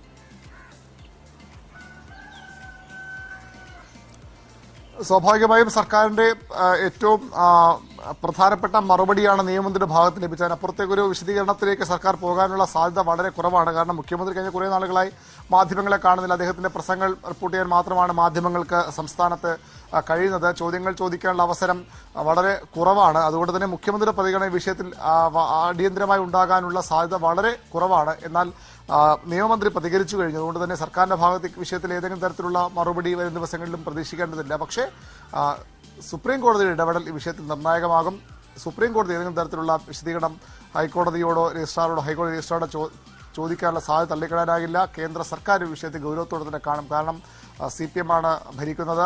അതുമായി ബന്ധപ്പെട്ട രാഷ്ട്രീയ വിഷയങ്ങൾ കൂടി കേന്ദ്ര സർക്കാരിന്റെ ഭാഗത്ത് നിന്ന് ഉയർന്നു വരുമെന്ന് ഉറപ്പാണ്. അതുകൊണ്ട് തന്നെ അത്തരത്തിലുള്ള ഒരു പ്രതിരോധം സർക്കാരിനുണ്ടാകാൻ പോകുക, അല്ലെങ്കിൽ ഒരു പ്രശ്നം സർക്കാരിനുണ്ടാകാൻ പോവുക സുപ്രീം കോടതിയിൽ നിന്നും കേന്ദ്ര സർക്കാരിൽ നിന്നുമാകും. അതിനപ്പുറത്തേക്ക് ഏതെങ്കിലും തരത്തിലുള്ള ഉടൻ പ്രതികരണം സർക്കാരിന്റെ ഭാഗത്ത് നിന്ന് ഉണ്ടാകാനിടയില്ല. പ്രതിപക്ഷം ഇത് വളരെ ഗൗരവത്തോടെ തന്നെയാണ് കാണുന്നത്. വൃത്തങ്ങളും നിയമ സംവിധാനങ്ങൾ വളരെ സൂക്ഷ്മം നിരീക്ഷിക്കുന്ന നിയമവിദഗ്ധരടക്കമുള്ളവരും ഇതിലൊരു ആശങ്കയും ഒരു അസാധാരണത്വവും കണ്ടിട്ടുണ്ട് എന്നുള്ളതും വ്യക്തമാണ്. ശരി അരുൺ. അതേസമയം തന്നെ മറ്റൊരു പ്രധാനപ്പെട്ട വാർത്ത തിരുവനന്തപുരത്ത് നിന്ന് വരുന്നത് കോർപ്പറേഷനിലെ പട്ടികജാതി ഫണ്ട് തട്ടിപ്പ് CPM അന്വേഷിക്കാൻ തീരുമാനിച്ചിരിക്കുന്നു എന്നുള്ളതാണ്. ഡിവൈഎഫ്ഐ നേതാവ് അടക്കമുള്ളവരാണ് ഇതിൽ പ്രതികളായി വന്നിട്ടുള്ളത്. കമ്മീഷനിൽ, ഈ ഒരു അന്വേഷണ കമ്മീഷനിൽ ആരൊക്കെ ഉൾപ്പെട്ടിരിക്കുന്നു, എന്തൊക്കെ നടപടികളിലേക്കാണ് CPM കടക്കുന്നത് അരുൺ? ആര്യ, കഴിഞ്ഞ കുറേ നാളുകളായി തലസ്ഥാനത്തെ CPM-ൽ വലിയ വിഭാഗീയ പ്രശ്നങ്ങൾ, പാർട്ടി നേതൃത്വം, ജനങ്ങൾ, പാർട്ടി അംഗങ്ങൾ ആഗ്രഹിക്കാത്ത തരത്തിലുള്ള ചില മോശം പ്രവണതകൾ തലസ്ഥാനത്തെ CPM-ൽ ഉണ്ട് എന്നുള്ളത് വ്യക്തമാണ്. അതുമായി ബന്ധപ്പെട്ട നിരവധി വാർത്തകൾ നമ്മൾ തന്നെ പുറത്തുവിട്ടിരുന്നു. ഇപ്പോൾ ലഭിക്കുന്ന പ്രധാനപ്പെട്ട വിവരം, കഴിഞ്ഞ 2 ദിവസം മുമ്പാണ് CPM-ന്റെ ജില്ലാ കമ്മിറ്റി യോഗം ചേർന്നത്. അതിൽ സംസ്ഥാന സെക്രട്ടറി MV ഗോവിന്ദൻ പങ്കെടുത്തു. ഏറ്റവും പ്രധാനപ്പെട്ട ഒരു തീരുമാനം അതിലുണ്ടായിരിക്കുന്നത് തിരുവനന്തപുരം നഗരസഭ കേന്ദ്രീകരിച്ച് നടന്ന പട്ടികജാതി ഫണ്ട് വെട്ടിപ്പ്, ഡിവൈഎഫ്ഐയുടെ സംസ്ഥാന നേതാവായ പ്രതിൻ സാജി കൃഷ്ണയടക്കം CPM നേതാക്കൾക്ക് ഈ വിഷയത്തിൽ പങ്കുണ്ടെന്ന ആരോപണം നേരത്തെ ശക്തമായിരുന്നു. പ്രതിപക്ഷം BJP ശക്തമായ സമരവുമായി പട്ടികജാതി ഫണ്ട് തട്ടിപ്പ് കേസിൽ രംഗത്ത് വന്നിരുന്നു. എന്നാൽ അന്നൊക്കെ ഈ നേതാക്കൾക്കെതിരെ നടപടിയെടുക്കാൻ CPM നേതൃത്വം തയ്യാറായിരുന്നില്ല. പോലീസ് അന്വേഷണം പാതി വഴിയിൽ നിലച്ച സാഹചര്യം ഇപ്പോഴും തുടരുന്നു. അവിടെയാണ് ഇത്തരമൊരു അന്വേഷണത്തിന് സംസ്ഥാന സെക്രട്ടറി നേരിട്ട് പങ്കെടുത്തുകൊണ്ട് നിർദ്ദേശം നൽകുന്നത്. നേരത്തെ തന്നെ ഈ തലസ്ഥാന ജില്ലയിലെ സംഘടനാ വിഷയങ്ങൾ ചർച്ച ചെയ്യാൻ ചേർന്ന യോഗത്തിലും ഈ വിഷയം എടുത്തു പറഞ്ഞുകൊണ്ട് ഇതിൽ കടുത്ത നടപടി വേണമെന്നൊരു നിർദ്ദേശം സംസ്ഥാന സെക്രട്ടറി മുന്നോട്ട് വച്ചിരുന്നു. വീണ്ടും അതിൽ പാർട്ടി തലത്തിൽ പരിശോധനകൾ നടന്നു. അതിന്റെ ഭാഗമായാണ് ഇത്തരമൊരു അന്വേഷണ കമ്മീഷൻ. ജില്ലയിലെ ഏറ്റവും മുതിർന്ന നേതാക്കളുടെ ഒരാളായ ജില്ലാ സെക്രട്ടറി അംഗം C. ജയൻ ബാബു, മുൻ മേയർ കൂടിയാണ് അദ്ദേഹവും എസ് പുഷ്പലതയും അവരും സംസ്ഥാന ജില്ലാ സെക്രട്ടറി അംഗമാണ്. രണ്ടുപേർ അടങ്ങുന്ന കമ്മീഷനെയാണ് CPM-ന്റെ ജില്ലാ കമ്മിറ്റി ഈ വിഷയത്തിൽ അന്വേഷണത്തിന് നിയോഗിച്ചിരിക്കുന്നത്. ആരൊക്കെ ഇതിൽ ഉൾപ്പെട്ടിട്ടുണ്ട്, ഈ ആരോപണം എത്രത്തോളം സത്യസന്ധമാണ് എന്നത് പാർട്ടിയും അന്വേഷിക്കും. പോലീസ് അന്വേഷണം സമാന്തരമായി മുന്നോട്ട് പോകുമെന്ന് പറയാൻ കഴിയില്ല. വളരെ നിർജ്ജീവമായ അവസ്ഥയിലാണ് വിഷയത്തിൽ പോലീസ് അന്വേഷണം മുന്നോട്ട് പോകുന്നത്. പക്ഷേ പാർട്ടി അന്വേഷണം ശക്തമായി തന്നെ വേണമെന്ന നിർദ്ദേശമാണ് സംസ്ഥാന സെക്രട്ടറി മുന്നോട്ട് വച്ചിട്ടുള്ളത്. വളരെ സാധാരണക്കാരായ താഴേക്കിടയിലുള്ള പട്ടികജാതി വിഭാഗങ്ങൾക്ക് നൽകേണ്ട പണം, അവരുടെ പേരിൽ അനുവദിച്ച പണമാണ് തട്ടിപ്പ് നടത്തുന്ന അന്വേഷണമുണ്ടാകും. 4 ജില്ലാ സെക്രട്ടറിമാർ തലസ്ഥാന ജില്ലയിൽ നിന്ന് മാറുന്നു. 2 പേർ വിതുര ഏരിയ സെക്രട്ടറി ഷൌക്കത്ത് അലിയും നിയമ ഏരിയ സെക്രട്ടറി പാറക്കുഴി സുരേന്ദ്രൻ 2 പേർക്കെതിരെയും ഗുരുതരമായ ആരോപണങ്ങൾ ഉയർന്നു വന്നിരുന്നു. അവരെ മാറ്റാൻ ജില്ലാ കമ്മിറ്റി തീരുമാനമെടുത്തിരിക്കുന്നു. അനാരോഗ്യത്തെ തുടർന്ന് ശ്രീകാര്യം ഏരിയ സെക്രട്ടറി അനിൽ മാറുന്നു.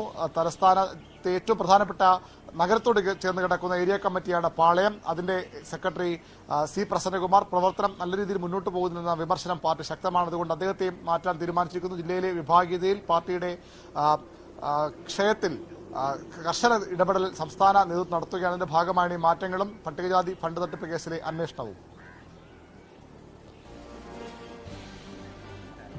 ശരി, ശരി. എന്തായാലും ദിവ്യാണുവാണ് തിരുവനന്തപുരം സമഗ്രമായ കോർപ്പറേഷൻ വിവരങ്ങൾ നൽകിയത്. പട്ടികജാതി ഫണ്ട് തട്ടിപ്പ് CPM അന്വേഷിക്കുകയാണ്. 4 ഏരിയ സെക്രട്ടറിമാരെ മാറ്റുമെന്നടക്കമുള്ള റിപ്പോർട്ടുകളാണ് ഈ ഒരു ഘട്ടത്തിൽ പുറത്തുവരുന്നത്. നമ്മൾ ഇനി പോകുന്നത് നിയമസഭയിലേക്കാണ്. അതെ, രാജ്യത്തും സംസ്ഥാനത്തും ഒക്കെ ചൂട് ഇങ്ങനെ കൂടുമ്പോൾ കർണാടകയിൽ തെരഞ്ഞെടുപ്പ് ചൂടാണ് കൂടി വരുന്നത്.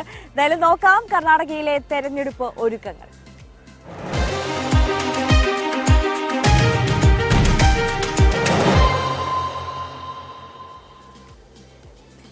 കനകപുരയിൽ കർണാടക PCC അധ്യക്ഷൻ DK ശിവകുമാറിനെ പരാജയപ്പെടുത്തുമെന്ന് മന്ത്രി R അശോക ന്യൂസ് 18നോട്. ഏറ്റെടുത്തത് വലിയ വെല്ലുവിളിയാണ്. DK ശിവകുമാറിന്റെയും സഹോദരന്റെയും തന്ത്രങ്ങൾ തനിക്ക് നന്നായി അറിയാം. കർണാടകയിൽ വ്യക്തമായ ഭൂരിപക്ഷത്തോടെ BJP അധികാരത്തിൽ വരും. മോദിയും അമിത്ഷായും എത്തുന്നതോടെ BJPക്ക് ജയസാധ്യത ഉള്ള സീറ്റുകളുടെ എണ്ണം കൂടുമെന്നും R അശോക പറഞ്ഞു.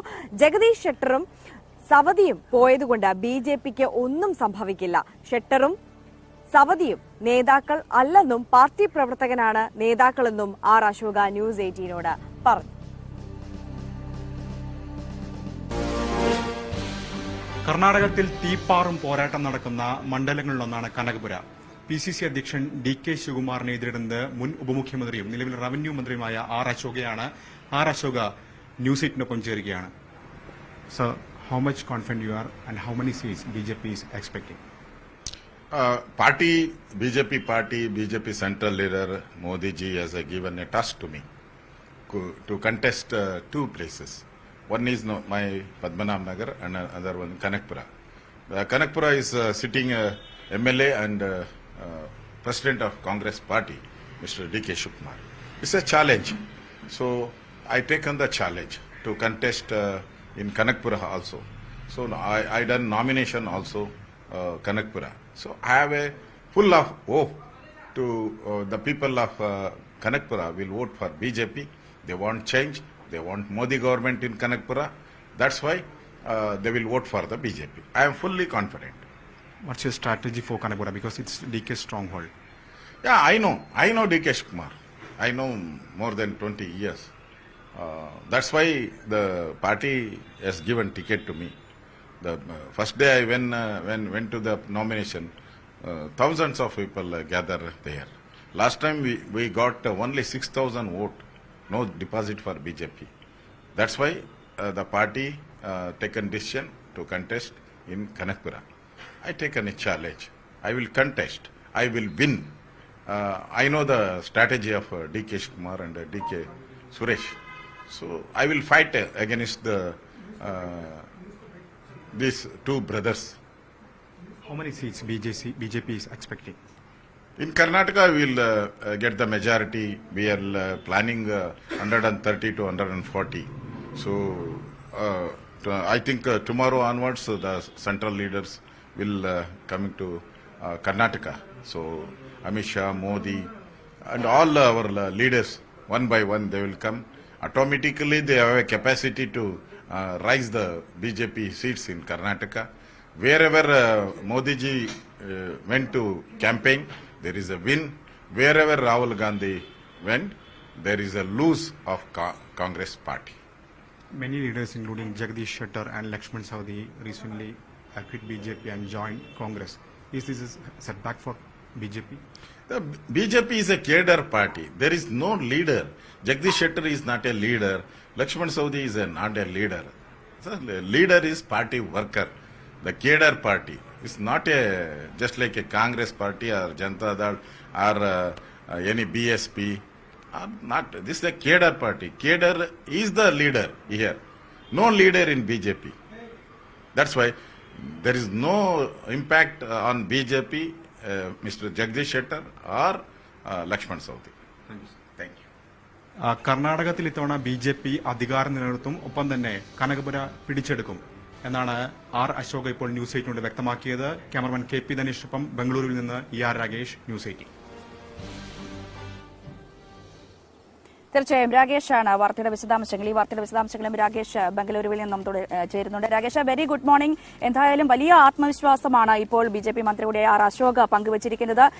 DK ശിവകുമാറിനെ, അവിടുത്തെ PCC അധ്യക്ഷൻ കൂടിയാണ്, DK ശിവകുമാറിനെ പരാജയപ്പെടുത്തും, അദ്ദേഹത്തിന്റെയും അദ്ദേഹത്തിന്റെ സഹോദരന്റെയും തന്ത്രങ്ങൾ തനിക്ക് കൃത്യമായി അറിയാം, അദ്ദേഹത്തെ പരാജയപ്പെടുത്തുമെന്ന് കൃത്യമായി പറഞ്ഞു വെക്കുന്നുണ്ട്. ഒപ്പം തന്നെ എടുത്തു കാണേണ്ടത് ജഗദീഷ് ഷെട്ടറും ലക്ഷ്മൺ സവദിയൊക്കെ കഴിഞ്ഞ ദിവസം പാർട്ടി വിട്ട് കോൺഗ്രസിൽ ചേരുന്ന സാഹചര്യമെല്ലാം നമ്മൾ കണ്ടതാണ്. അവരൊന്നും നേതാക്കളല്ല, യഥാർത്ഥത്തിൽ BJP ഒരു കേഡർ പാർട്ടിയാണ്.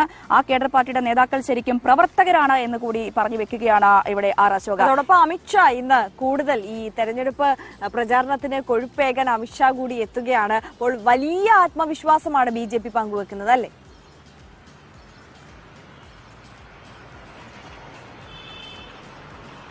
Ranjini, Arya, good morning. തീർച്ചയായും DK ശിവകുമാറിന്റെ തട്ടകമാണ് കനകപുര. തുടർച്ചയായി DK ശിവകുമാർ വലിയ മാർജിനിൽ ജയിച്ചു വരുന്ന മണ്ഡലം. കഴിഞ്ഞ തവണ ഏതാണ്ട് 70,000-ലധികം വോട്ടുകളുടെ ഭൂരിപക്ഷത്തിലാണ് DK ശിവകുമാർ കനകപുരയിൽ നിന്ന് വിജയിച്ചത്. അവിടെ BJP കഴിഞ്ഞ തവണ 3ാം സ്ഥാനത്തായിരുന്നു, JDS ആയിരുന്നു രണ്ടാമതെത്തിയത്. അതായത് കനകപുര എന്ന് പറയുന്നത് രാമനഗര ജില്ലയിലൊരു മണ്ഡലമാണ്, ഓൾഡ് മൈസൂരു മേഖലയിൽ പെടുന്ന മണ്ഡലമാണ്. അത് പരമ്പരാഗതമായി ഈ ഓൾഡ് മൈസൂരു മേഖല ജനതാദളിന്റെയും ഒപ്പം തന്നെ കോൺഗ്രസിന്റെയും ഒരു ശക്തി കേന്ദ്രമാണ്, വൊക്കലിഗ ഭൂരിപക്ഷം മേഖല കൂടിയാണ്. അപ്പോൾ അവിടെ കഴിഞ്ഞ തവണ 3ാം സ്ഥാനത്തായ BJP ഇത്തവണ പ്രധാനപ്പെട്ട നേതാക്കൾക്കെതിരെല്ലാം തന്നെ അവരുടെ മുൻനിര നേതാക്കളെ രംഗത്തിറക്കിക്കൊണ്ട് ശക്തമായൊരു മത്സരം കാഴ്ചവെക്കുന്നു. അതാണ് ഇപ്പോൾ ഏതായാലും കനകപുരയിലും കാണാൻ പോകുന്നത്. കാരണം BJPയുടെ തന്നെ മുതിർന്ന നേതാവ്, മുൻ ഉപമുഖ്യമന്ത്രി കൂടിയാണ് ആർ അശോകയെ അവിടെ BJP കളത്തിറക്കിക്കൊണ്ട് ഒരു ശക്തമായ മത്സരം കനകപുരയിൽ കാഴ്ചവെക്കാനുള്ള തീരുമാനം തന്നെയാണ് BJP കൈക്കൊണ്ടത്. ഏതായാലും പ്രചാരണ പരിപാടികളുമായി മുന്നോട്ട് പോവുകയാണ്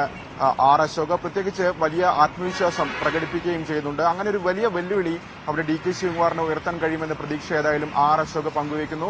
കനകപുരയിൽ മാത്രമല്ല, മുൻ മുഖ്യമന്ത്രി സിദ്ധരാമയ്യ മത്സരിക്കുന്ന മണ്ഡലത്തിലും സമാനമായ സാഹചര്യമുണ്ട്. അവിടെയും സിദ്ധരാമയ്യയുടെ തട്ടകമാണ് വരണ മണ്ഡലം. നേരത്തെ വരണയിൽ നിന്ന് പലതവണ സിദ്ധരാമയ്യ വിജയിച്ചിട്ടുണ്ട്. കഴിഞ്ഞ തവണ മകന് ആ സീറ്റ് നൽകിക്കൊണ്ട് ബദാമിയിൽ പോയി, അപ്പോഴും മകൻ ഏതാണ്ട് 50,000-ലധികം വോട്ടുകൾക്ക് വിജയിച്ചു. അവിടെ ഇത്തവണ മുതിർന്ന നേതാവായ സോമണ്ണയെയാണ് രംഗത്തിറക്കിയിരിക്കുന്നത്. കാരണം ഈ വരണ മണ്ഡലത്തിൽ ഏതാണ്ട് 50,000-ലധികം ലിംഗായത്ത് വോട്ടുകളുണ്ട്. അങ്ങനെ ഒരു ലിംഗായത്ത് നേതാവ് കൂടിയായ സോമണ്ണയെ ആ മണ്ഡലത്തിൽ കളത്തിറക്കിക്കൊണ്ട് അവിടെയും ഒരു ശക്തമായ മത്സരം BJP കാഴ്ചവെക്കുന്നുണ്ട്. അങ്ങനെ പ്രധാനപ്പെട്ട നേതാക്കൾക്കെതിരെയൊക്കെ ശക്തമായ സ്ഥാനാർത്ഥികളെ രംഗത്തിറക്കിക്കൊണ്ടൊരു സാഹചര്യം ഏതായാലും കർണാടകത്തിലുണ്ട്. ഏതായാലും വലിയ പ്രതീക്ഷ ഈ ഘട്ടത്തിൽ പങ്കുവെക്കുകയും ചെയ്യുന്നുണ്ട്. ഒപ്പം തന്നെ ജഗദീഷ് ഷെട്ടർ ഉൾപ്പെടെയുള്ള നേതാക്കൾ പോയതുകൊണ്ട് BJPക്ക് ഒന്നും സംഭവിക്കില്ല എന്നൊരു പ്രതികരണം കൂടി ഏതായാലും ആർ അശോക് നടത്തുന്നുണ്ട്. പക്ഷെ അത് കണ്ടറിയേണ്ട വിഷയമാണ്. കാരണം പരമ്പരാഗതമായ ഒരു ലിംഗായത്ത് വോട്ടുകൾ, പ്രത്യേകിച്ച് വടക്കൻ കർണാടകത്തിൽ അത് BJPയുടെ ശക്തി മേഖലയാണ്.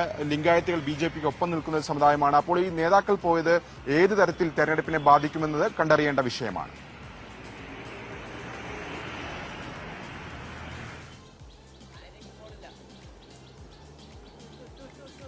രാകേഷാണ് എന്തായാലും വാർത്തയുടെ വിശദാംശങ്ങൾ പങ്കുവച്ചത്. എന്തായാലും വലിയ ആത്മവിശ്വാസമാണ് അവിടുത്തെ മന്ത്രി ആർ അശോക് ഇപ്പോൾ പങ്കുവച്ചിരിക്കുന്നത്. കനകപുരയിൽ ഈ DK ശിവകുമാർ വളരെ മാർജിനിൽ, വളരെ ഭൂരിപക്ഷത്തോടെ ജയിക്കുന്ന മണ്ഡലമാണ്. അവിടെ DK ശിവകുമാറിനെ പരാജയപ്പെടുത്തുമെന്നാണ് ഇപ്പോൾ വ്യക്തമാക്കിയിരിക്കുന്നത്. DK ശിവകുമാറിന്റെ സഹോദരന്റെയും അടക്കം തന്ത്രങ്ങൾ തനിക്കറിയാം, കൃത്യമായി പരാജയപ്പെടുത്താൻ തനിക്ക് സാധിക്കുമെന്നാണ്. വലിയ വെല്ലുവിളിയാണെങ്കിൽ കൂടിയും അത് താൻ ഏറ്റെടുത്തു കഴിഞ്ഞിരിക്കുന്നു, താൻ പരാജയപ്പെടുത്തുമെന്നാണ് വ്യക്തമാക്കിയിരിക്കുന്നത്. ഒപ്പം തന്നെ ഈ നേരത്തെ സൂചിപ്പിച്ചത് ജഗദീഷ് ഷെട്ടർ, ലക്ഷ്മൺ സവദിയൊക്കെ കഴിഞ്ഞ ദിവസങ്ങൾ പാർട്ടി വിട്ട സാഹചര്യം അടക്കമുണ്ട്.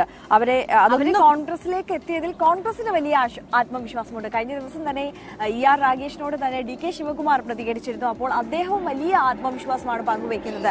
ഈ ഒരു നേതാക്കന്മാർ എത്തുന്നു, അതോടൊപ്പം തന്നെ ജനങ്ങളുടെ പിന്തുണ കൂടുതലായി ലഭിക്കും, കോൺഗ്രസ് വലിയ ഭൂരിപക്ഷത്തോടെ അവിടെ ജയിക്കുമെന്നുള്ള ആത്മവിശ്വാസമാണ് കോൺഗ്രസിനും അവിടെ ഉള്ളത്. പക്ഷേ BJP അതെല്ലാം തള്ളിക്കളഞ്ഞിരിക്കുകയാണ്. രാകേഷ്, എന്തായാലും ഇങ്ങനെ നേതാക്കൾ പാർട്ടി വിട്ടു പോകുന്ന സാഹചര്യം ഒക്കെയുണ്ട്. പക്ഷെ അതെല്ലാം മറികടന്ന് കൃത്യമായി ഭൂരിപക്ഷത്തോടെ BJP അധികാരത്തിലെത്തുമെന്ന ആത്മവിശ്വാസമാണ് ഈ ഒരു ഘട്ടത്തിലും BJP പങ്കുവയ്ക്കുന്നത്. ഒപ്പം തന്നെ എടുത്തു കാണേണ്ട ഒരു കാര്യം, ഈ ലിംഗായത്ത് നേതാവിനെ അടക്കം മുഖ്യമന്ത്രിയായി പരിഗണിക്കണമെന്ന ആവശ്യം ഒരു ഘട്ടത്തിൽ ഉയരുന്ന സാഹചര്യമുണ്ടല്ലോ BJP-യിൽ.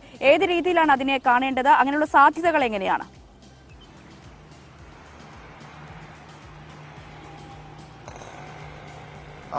ലിംഗായത്ത് സമുദായം കാലങ്ങളായി BJP-ക്കൊപ്പം നിൽക്കുന്ന വിഭാഗമാണ്. അതായത് 2007 BS യെഡിയൂരപ്പ സംസ്ഥാനത്ത് ആദ്യമായി ഒരു BJP മുഖ്യമന്ത്രി വരുന്നെങ്കിൽ 90-കളിൽ തന്നെ ഈ സമുദായം, പ്രത്യേകിച്ച് കോൺഗ്രസ് മുഖ്യമന്ത്രിയായിരുന്ന വീരേന്ദ്ര പാട്ടീലിനെ രാജീവ് ഗാന്ധിയുടെ കാലത്ത് പുറത്താക്കിയതിനു ശേഷം ആ വിഭാഗം പൂർണ്ണമായി BJP-ക്കൊപ്പമാണ്. പിന്നീട് യെഡിയൂരപ്പ മുഖ്യമന്ത്രിയായി. യെഡിയൂരപ്പയ്ക്ക് ശേഷം ഇപ്പോൾ 2021-ൽ ബൊമ്മെ വന്നു. അപ്പോഴും ഈ ലിംഗായത്ത് എന്ന പരിഗണന തന്നെയായിരുന്നു ആ മുഖ്യമന്ത്രി സ്ഥാനത്തേക്ക് എത്താൻ സഹായിച്ച പ്രധാനപ്പെട്ട ഘടകം. പക്ഷേ ലിംഗായത്ത് സമുദായം ഇപ്പോൾ BJP-യിൽ ഉന്നയിക്കുന്ന പ്രധാനപ്പെട്ട കാര്യം, അതായത് ലിംഗായത്ത് സമുദായത്തിലെ 2 പ്രധാനപ്പെട്ട നേതാക്കളാണ് ജഗദീഷ് ഷെട്ടറും ഒപ്പം തന്നെ ലക്ഷ്മൺ സവദിയും. ഈ 2 നേതാക്കളെയും പാർട്ടി വിട്ടുപോകുന്ന സാഹചര്യമുണ്ടായി സീറ്റ് നിശ്ചയിച്ചു തുടർന്ന്. അപ്പോൾ കോൺഗ്രസ് അതൊരു വലിയ പ്രചാരണം അയക്കുകയാണ്. അതായത് ലിംഗായത്ത് സമുദായത്തോട് BJP നീതി കാണിക്കുന്നില്ല, അങ്ങനെ ഒരു ക്യാമ്പയിൻ കോൺഗ്രസിന്റെ ഭാഗത്ത് നിന്ന് നടക്കുന്നുണ്ട്. ആ സാഹചര്യത്തിലാണ് കഴിഞ്ഞ ദിവസം യെഡിയൂരപ്പയുടെ വസതിയിൽ ഒരു നേതാക്കളുടെ MLA-മാരുടെ ലിംഗായത്ത് സമുദായത്തിലുള്ള MLA-മാരുടെ യോഗം ചേർന്നത്. ഏതാണ്ട് 40-അധികം MLA-മാർ ഈ യോഗത്തിൽ പങ്കെടുക്കുകയും ചെയ്തു. ഈ യോഗത്തിലാണ് ലിംഗായത്ത് സമുദായത്തിനുള്ള ഒരു നേതാവിനെ മുഖ്യമന്ത്രി സ്ഥാനാർത്ഥിയായി ഉയർത്തിക്കാട്ടിക്കൊണ്ട് തെരഞ്ഞെടുപ്പിലേക്ക് പോകണം, അങ്ങനെ ഒരു പ്രഖ്യാപനം നേതൃത്വത്തിന്റെ ഭാഗത്ത് ഉണ്ടാവണമെന്ന ആവശ്യം വരുന്നത്. പക്ഷേ അത്തരമൊരു തീരുമാനം ഏതായാലും BJP ദേശീയ നേതൃത്വത്തിന്റെ ഭാഗത്തുനിന്ന് ഉണ്ടായിട്ടില്ല. അങ്ങനെ ഒരു തീരുമാനം ഉണ്ടാകാനുള്ള സാധ്യത ഇപ്പോൾ തൽക്കാലം ഇല്ല എന്നാണ് മനസ്സിലാക്കാൻ സാധിക്കുന്നത്. കാരണം സാധാരണഗതിയിൽ അങ്ങനെ ഒരു മുഖ്യമന്ത്രി സ്ഥാനാർത്ഥിയെ പ്രഖ്യാപിച്ചുകൊണ്ട് BJP മുന്നോട്ട് പോകാറില്ല. പക്ഷേ അങ്ങനെ ഒരു ആവശ്യം ലിംഗായത്ത് സമുദായത്തിന്റെ ഭാഗത്തുനിന്ന് ഉണ്ടാകുന്നുണ്ട്. പക്ഷേ BJP ക്യാമ്പിനെ പ്രത്യേകിച്ച് ഏതെങ്കിലും തരത്തിൽ ലക്ഷ്മൺ സവദിയും പ്രത്യേകിച്ച് ജഗദീഷ് ഷെട്ടറും ഒക്കെ മത്സരിക്കുന്നത് വടക്കൻ കർണാടകത്തിലാണ്. ജഗദീഷ് ഷെട്ടർ മത്സരിക്കുന്നത് ഹുബ്ബള്ളി ധാർവാഡ് മേഖലയിലും ഒപ്പം തന്നെ ബലഗാവിയിൽ സ്വാധീനമുള്ള നേതാവാണ് ലക്ഷ്മൺ സവദി. അപ്പോൾ ഈ 2 നേതാക്കളും മത്സരിക്കുന്നതുകൊണ്ട് അവിടെയുള്ള മണ്ഡലങ്ങളിൽ ഒരു സീറ്റ് കുറയാനുള്ള സാധ്യതയുണ്ട്. പക്ഷേ പ്രത്യേകിച്ച് ഇവർ മത്സരിക്കുന്ന സമീപ മണ്ഡലങ്ങളിൽ 6-7 മണ്ഡലങ്ങളിലൊക്കെ കോൺഗ്രസിന് സാധ്യതയുണ്ട് എന്നാണ് പൊതുവെ വിലയിരുത്തപ്പെടുന്നത്. അപ്പോൾ അത് മറികടക്കാനുള്ള തന്ത്രങ്ങളും ഏതായാലും BJP ആവിഷ്കരിക്കുകയും ചെയ്യുന്നുണ്ട്. ഏതായാലും കേന്ദ്ര ആഭ്യന്തരമന്ത്രി അമിത്ഷാ ഇന്ന് സംസ്ഥാനത്തെത്തുകയാണ്. പ്രത്യേകിച്ച് തെരഞ്ഞെടുപ്പ് പ്രഖ്യാപനത്തിന് ശേഷം അദ്ദേഹം ആദ്യമായാണ് കർണാടകത്തിൽ വരുന്നത്. ഇന്ന് ദേവനഹള്ളിയിൽ അദ്ദേഹം റോഡ് ഷോ നടത്തുകയും ചെയ്യുന്നുണ്ട്. അതിനുശേഷം നേതാക്കളുമായുള്ള നിർണായക ചർച്ച നടക്കുകയും ചെയ്യും. ഒപ്പം തെരഞ്ഞെടുപ്പ് ഒരുക്കങ്ങളും അമിത്ഷാ വിലയിരുത്തുകയും ചെയ്യും. പ്രത്യേകിച്ച് ഭരണം നിലനിർത്തേണ്ടത് BJP-ക്ക് അനിവാര്യ ഘടകമാണ്. പ്രത്യേകിച്ച് ദക്ഷിണേന്ത്യയിൽ BJP ഭരിക്കുന്ന ഒരു ഏക സംസ്ഥാനം എന്ന പ്രത്യേകതയുണ്ട്. ലോക്സഭാ തെരഞ്ഞെടുപ്പ് അടുക്കുന്നു. അതുകൊണ്ട് തന്നെ ഇതുവരെ കൈക്കൊണ്ടിരിക്കുന്ന തന്ത്രങ്ങൾ, ഇനി സ്വീകരിക്കേണ്ട തന്ത്രങ്ങൾ തുടങ്ങിയവയെല്ലാം നേതാക്കളുമായുള്ള ചർച്ചയിൽ അമിത്ഷാ വിലയിരുത്തുകയും ചെയ്യും. രഞ്ജിനി, ആര്യ. തീർച്ചയായും രാകേഷാണ് വാർത്തയുടെ വിശദാംശങ്ങൾ പങ്കുവച്ചത്. രാകേഷ് സൂചിപ്പിച്ച പോലെ BJP-ക്ക് ദക്ഷിണേന്ത്യയിൽ ഭരണമുള്ള ഏക സംസ്ഥാനമാണ് കർണാടക. ഇനി ലോക്സഭാ തെരഞ്ഞെടുപ്പ് അടക്കം അടുത്തു വരുന്ന സാഹചര്യമാണ്. അതുകൊണ്ട് തന്നെ BJP സംബന്ധിച്ച് വളരെ അഭിമാന പോരാട്ടമാണ്. ഭരണം ഏത് വിധേനയും നിലനിർത്തിയേ അവരെ സംബന്ധിച്ച് മതിയാകൂ. എന്തായാലും ആ ഒരു വലിയൊരു പ്രതീക്ഷ BJP നേതാക്കൾ പങ്കുവയ്ക്കുന്നുണ്ട് അല്ലേ? അതെ. അപ്പോൾ ഒരുപാട് വാർത്തകൾ നമ്മൾ ഇതിനോടകം തന്നെ നോക്കിക്കഴിഞ്ഞു. ഇനിയും ഒരുപാട് വാർത്തകളും വിശേഷങ്ങളും വരാനും ഇരിക്കുന്നുണ്ട്. അപ്പോൾ അതിലേക്കൊക്കെ തിരികെ എത്താം ഒരു ചെറിയ ഇടവേളയ്ക്ക് ശേഷം.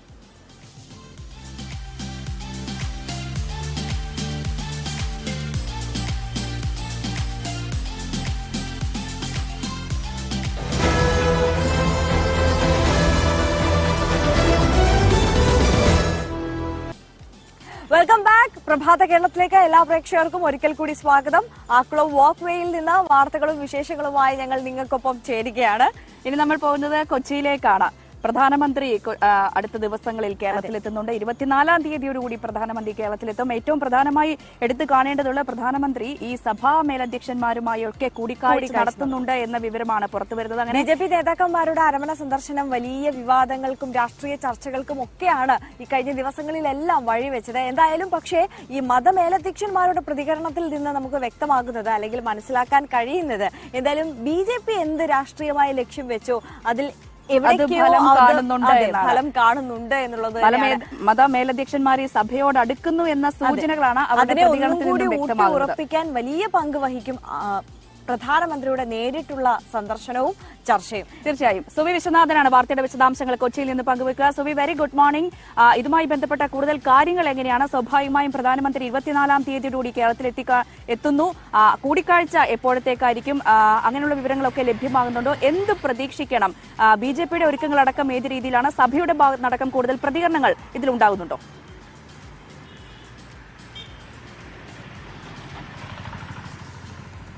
Good morning Ranjini, good morning Arya. വരും ദിവസങ്ങളിൽ കൊച്ചിയിൽ പ്രധാനമന്ത്രി എത്തുകയാണ്. അതിന് അനുബന്ധമായി പല കൂടിക്കാഴ്ചകളും പല മീറ്റിംഗുകളും മറ്റും ഉണ്ട്. അതുതന്നെയാണ് കൊച്ചിയെ സംബന്ധിച്ചിടത്തോളം പ്രധാനപ്പെട്ട വാർത്ത. ഏറ്റവും പ്രധാനം എന്ന് പറയുന്നത് മറ്റു മുന്നണികളെ ഉപേക്ഷിച്ച് ക്രൈസ്തവ സഭ BJPയോട് കൂടുതൽ അടുക്കുന്നു എന്ന് വേണം മനസ്സിലാക്കാൻ. 9 സഭാ മേലധ്യക്ഷന്മാരുമായി പ്രധാനമന്ത്രി കൂടിക്കാഴ്ച നടത്തിയേക്കും എന്നൊരു സൂചനയാണ് പുറത്തുവരുന്നത്. അതിൽ കേരളത്തിലെ 9 സഭാ മേലധ്യക്ഷന്മാർ ഉണ്ടായിരിക്കും. ആ കൂടിക്കാഴ്ച പ്രത്യേകിച്ചും ഒരു രാഷ്ട്രീയ നീക്കത്തിന്റെ ഭാഗമായി തന്നെയാണ് കരുതുന്നത്. അതിനുവേണ്ടി സഭാ മേലധ്യക്ഷന്മാർ ഇപ്പോൾ പ്രധാനമന്ത്രിക്ക് കത്തയച്ചിട്ടുണ്ട്. ആ ഒരു കൂടിക്കാഴ്ച ഉണ്ടാകും എന്നാണ് പ്രതീക്ഷിക്കുന്നത്. 24-ാം തീയതിയാണ് കൂടിക്കാഴ്ച പ്രതീക്ഷിക്കുന്നത്. ഇവിടെ കൊച്ചിയിൽ പ്രധാനമന്ത്രി എത്തിക്കഴിഞ്ഞാൽ യുവം 2023 പരിപാടിക്കായിട്ടാണ് പ്രധാനമന്ത്രി എത്തുന്നത്. അതിനു മുൻപായിട്ടായിരിക്കും ഈ കൂടിക്കാഴ്ച നടക്കുക എന്ന് പറയുന്നു. 2024-ലെ ലോക്സഭാ തെരഞ്ഞെടുപ്പ് തന്നെയാണ് BJP ലക്ഷ്യം വെക്കുന്നത്. ഒപ്പം തന്നെ ഇതിന്റെ ഭാഗമായി കൂടുതൽ BJP നേതാക്കളുമായും മതമേലധ്യക്ഷന്മാരുമായുള്ള കൂടിക്കാഴ്ചകളും മറ്റും ഉണ്ടാകും എന്നാണ് നമുക്കറിയാൻ കഴിയുന്നത്. ഏതായാലും മറ്റ് മുന്നണികളെ ആശങ്കയിൽ ആഴ്ത്തിക്കൊണ്ട് BJPയോട് ക്രൈസ്തവ സഭ കൂടുതൽ അടുക്കുന്നു എന്ന ഒരു സാഹചര്യമാണ് നിലവിൽ ഉള്ളത്. മറ്റൊരു പ്രധാനപ്പെട്ട വാർത്ത ഇതുമായി ബന്ധപ്പെടുത്തി തന്നെ പറയാനുള്ളതാണ്. ഒന്ന്, ജോണി നെല്ലൂരിന്റെ പുതിയ പാർട്ടി പ്രഖ്യാപനത്തെ കുറിച്ചാണ്. നാളെ ജോണി നെല്ലൂർ പുതിയ പാർട്ടി പ്രഖ്യാപിക്കും എന്നാണ് നമുക്ക് മനസ്സിലാക്കാൻ സാധിക്കുന്നത്. കൊച്ചിയിലാണ് പ്രഖ്യാപനം നടത്തുക. അതിനുള്ള ചർച്ചകളും ഒരുക്കങ്ങളുമെല്ലാം ഇപ്പോൾ നടന്നുകൊണ്ടിരിക്കുകയാണെന്നാണ് നമുക്ക് അറിയാൻ സാധിക്കുന്നത്. പ്രധാനമായും ജോണി നെല്ലൂരിന്റെ പാർട്ടിക്ക് ഒരു പുതിയ പേരുണ്ടാകും. നാഷണൽ പ്രോഗ്രസീവ് പാർട്ടി എന്നായിരിക്കും ആ പേര് എന്നാണ് നമുക്ക് ലഭിക്കുന്ന സൂചനകൾ. NPP എന്ന പേരിലായിരിക്കും അറിയുക. ഒരു ദേശീയ അടിസ്ഥാനത്തിലുള്ള പാർട്ടിയാണ് രൂപീകരിക്കുക.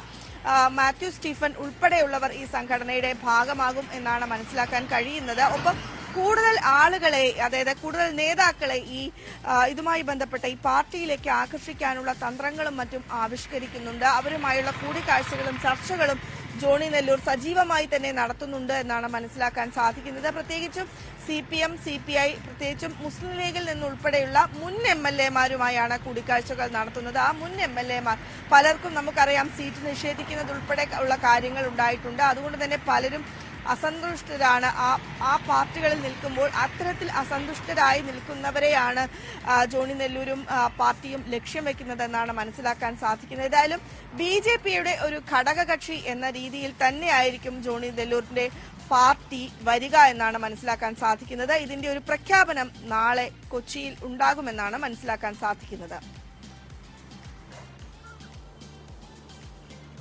തീർച്ചയായും വാർത്തയുടെ വിശദാംശങ്ങളാണ് സുവി വിശ്വനാഥൻ പങ്കുവച്ചുകൊണ്ടിരിക്കുന്നത്. സ്വാഭാവികമായും ജോണി നെല്ലൂർ പുതിയ പാർട്ടി രൂപീകരിക്കുന്നു. നാളെ ആ പാർട്ടിയുടെ പ്രഖ്യാപനം ഉണ്ടാകുമെന്ന സൂചനകളാണ് ഈ ഒരു ഘട്ടത്തിൽ പുറത്തുവരുന്ന ഏറ്റവും എടുത്തു കാണേണ്ടത്. BJPയുടെ ഒരു ഘടകകക്ഷിയായി പാർട്ടി മാറും. ഒപ്പം പ്രധാനമന്ത്രി 24-ാം തീയതി കേരളത്തിലെത്തുന്നു. അതിന് മുന്നോടിയായി ഒരു പാർട്ടി പ്രഖ്യാപനവും. അതെ, ഇത് നമ്മൾ പോകുന്നത് മലപ്പുറത്തേക്കാണ്. അവിടെ നിന്ന് CV അനുമോദാണ് ചേരുന്നത്. തീർച്ചയായും അവിടെ ഒരു വ്യാജ ഡോക്ടറെ പിടികൂടി എന്ന രീതിയിലുള്ള റിപ്പോർട്ടുകളാണ് പുറത്തുവരുന്നത്. വ്യാജ ഡോക്ടർ പോലീസ് പിടിയിലായിരിക്കുന്നു. മലപ്പുറം നിലമ്പൂർ വഴിക്കടവിലാണ് നോർത്ത് പറവൂർ മാവുൻചോട് സ്വദേശി തെന്മലശ്ശേരി രതീഷാണ് പിടിയിലായത്. പ്രീ ഡിഗ്രിക്കാരൻ മാത്രമായ രതീഷ് 5 വർഷത്തോളമായി വഴിക്കടവ് അൽമാസ് ആശുപത്രിയിൽ ചികിത്സിക്കുന്നുണ്ടായിരുന്നു. ആശുപത്രി ഉടമസ്ഥനായ ഷാഫി ഐലാശ്ശേരി, മാനേജർ പാണ്ടിക്കാട് സ്വദേശി ഷമീർ എന്നിവരും പോലീസ് പിടിയിലായിട്ടുണ്ട്. ഏതായാലും അനുമോദ വിവരങ്ങളുമായി ചേരുകയാണ്.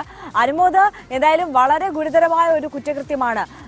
MBBS ഡിഗ്രിയോ ഒന്നുമില്ലാത്ത ഒരു ആൾ വെറും പ്രീ ഡിഗ്രി മാത്രം ക്വാളിഫിക്കേഷൻ ഉള്ള ഒരാൾ കഴിഞ്ഞ 5 വർഷമായി അവിടെ രോഗികളെ ചികിത്സിച്ചുകൊണ്ടിരിക്കുകയാണ് എന്ന് അറിയുമ്പോൾ ഏറെ ഞെട്ടലോടെ മാത്രമേ നമുക്ക് ഈ വാർത്തയെ നോക്കിക്കാണാൻ സാധിക്കുകയുള്ളൂ. എങ്ങനെയാണ് ഈ തട്ടിപ്പ് ഇപ്പോഴെങ്കിലും പുറത്തേക്ക് എത്തിയത്? മറ്റേ വിശദാംശങ്ങൾ.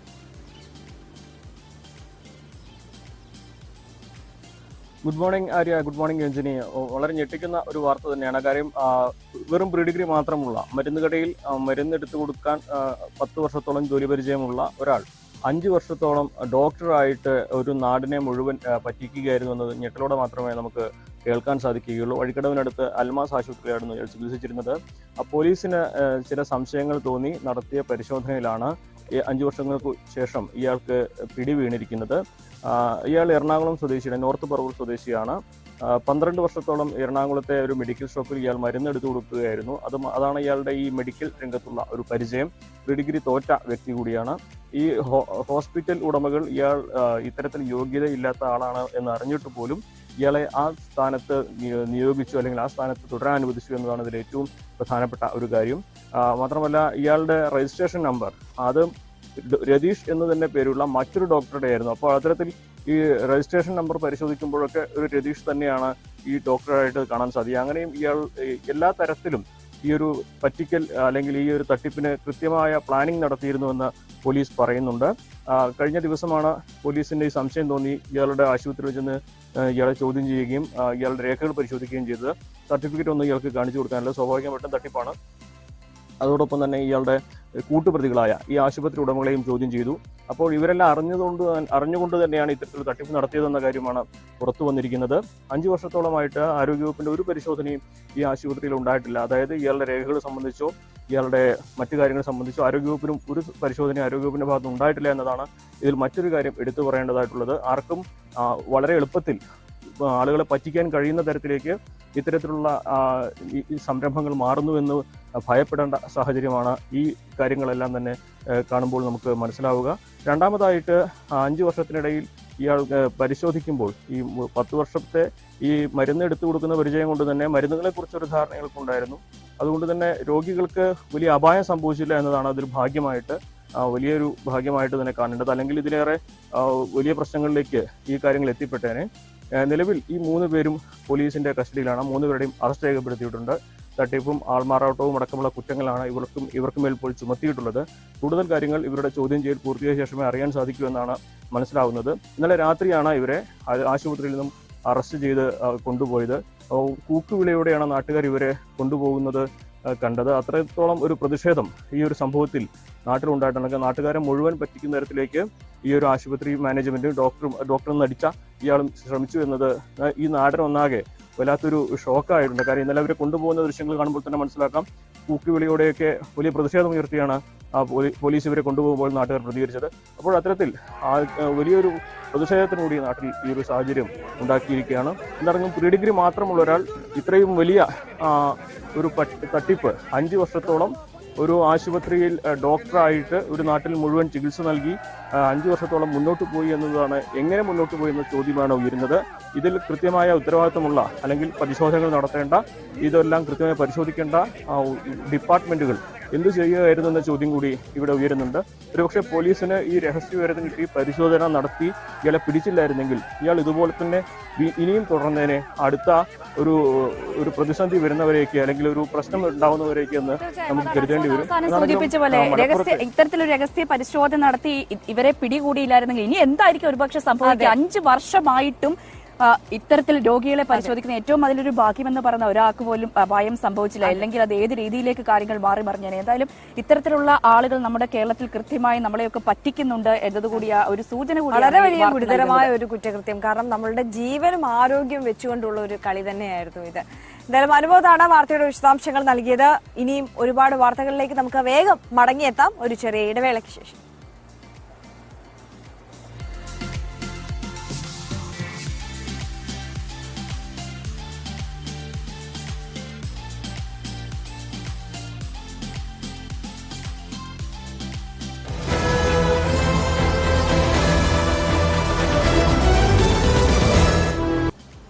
യെസ്, അങ്ങനെ പ്രഭാത കേരളം ആക്കുളത്ത് നിന്നും തുടരുകയാണ്. ഇനി നമ്മൾ പോകുന്നത് പത്രവിശേഷത്തിലേക്കാണ്. എല്ലാ മോർണിംഗ് ഷോയിലും ഒഴിവാക്കാൻ കഴിയാത്ത ഒരു സെഗ്മെന്റാണ് പത്രവിശേഷം, അല്ലെ? മനു ഭരത്താണ് ചേരുന്നത്. Manu, very good morning.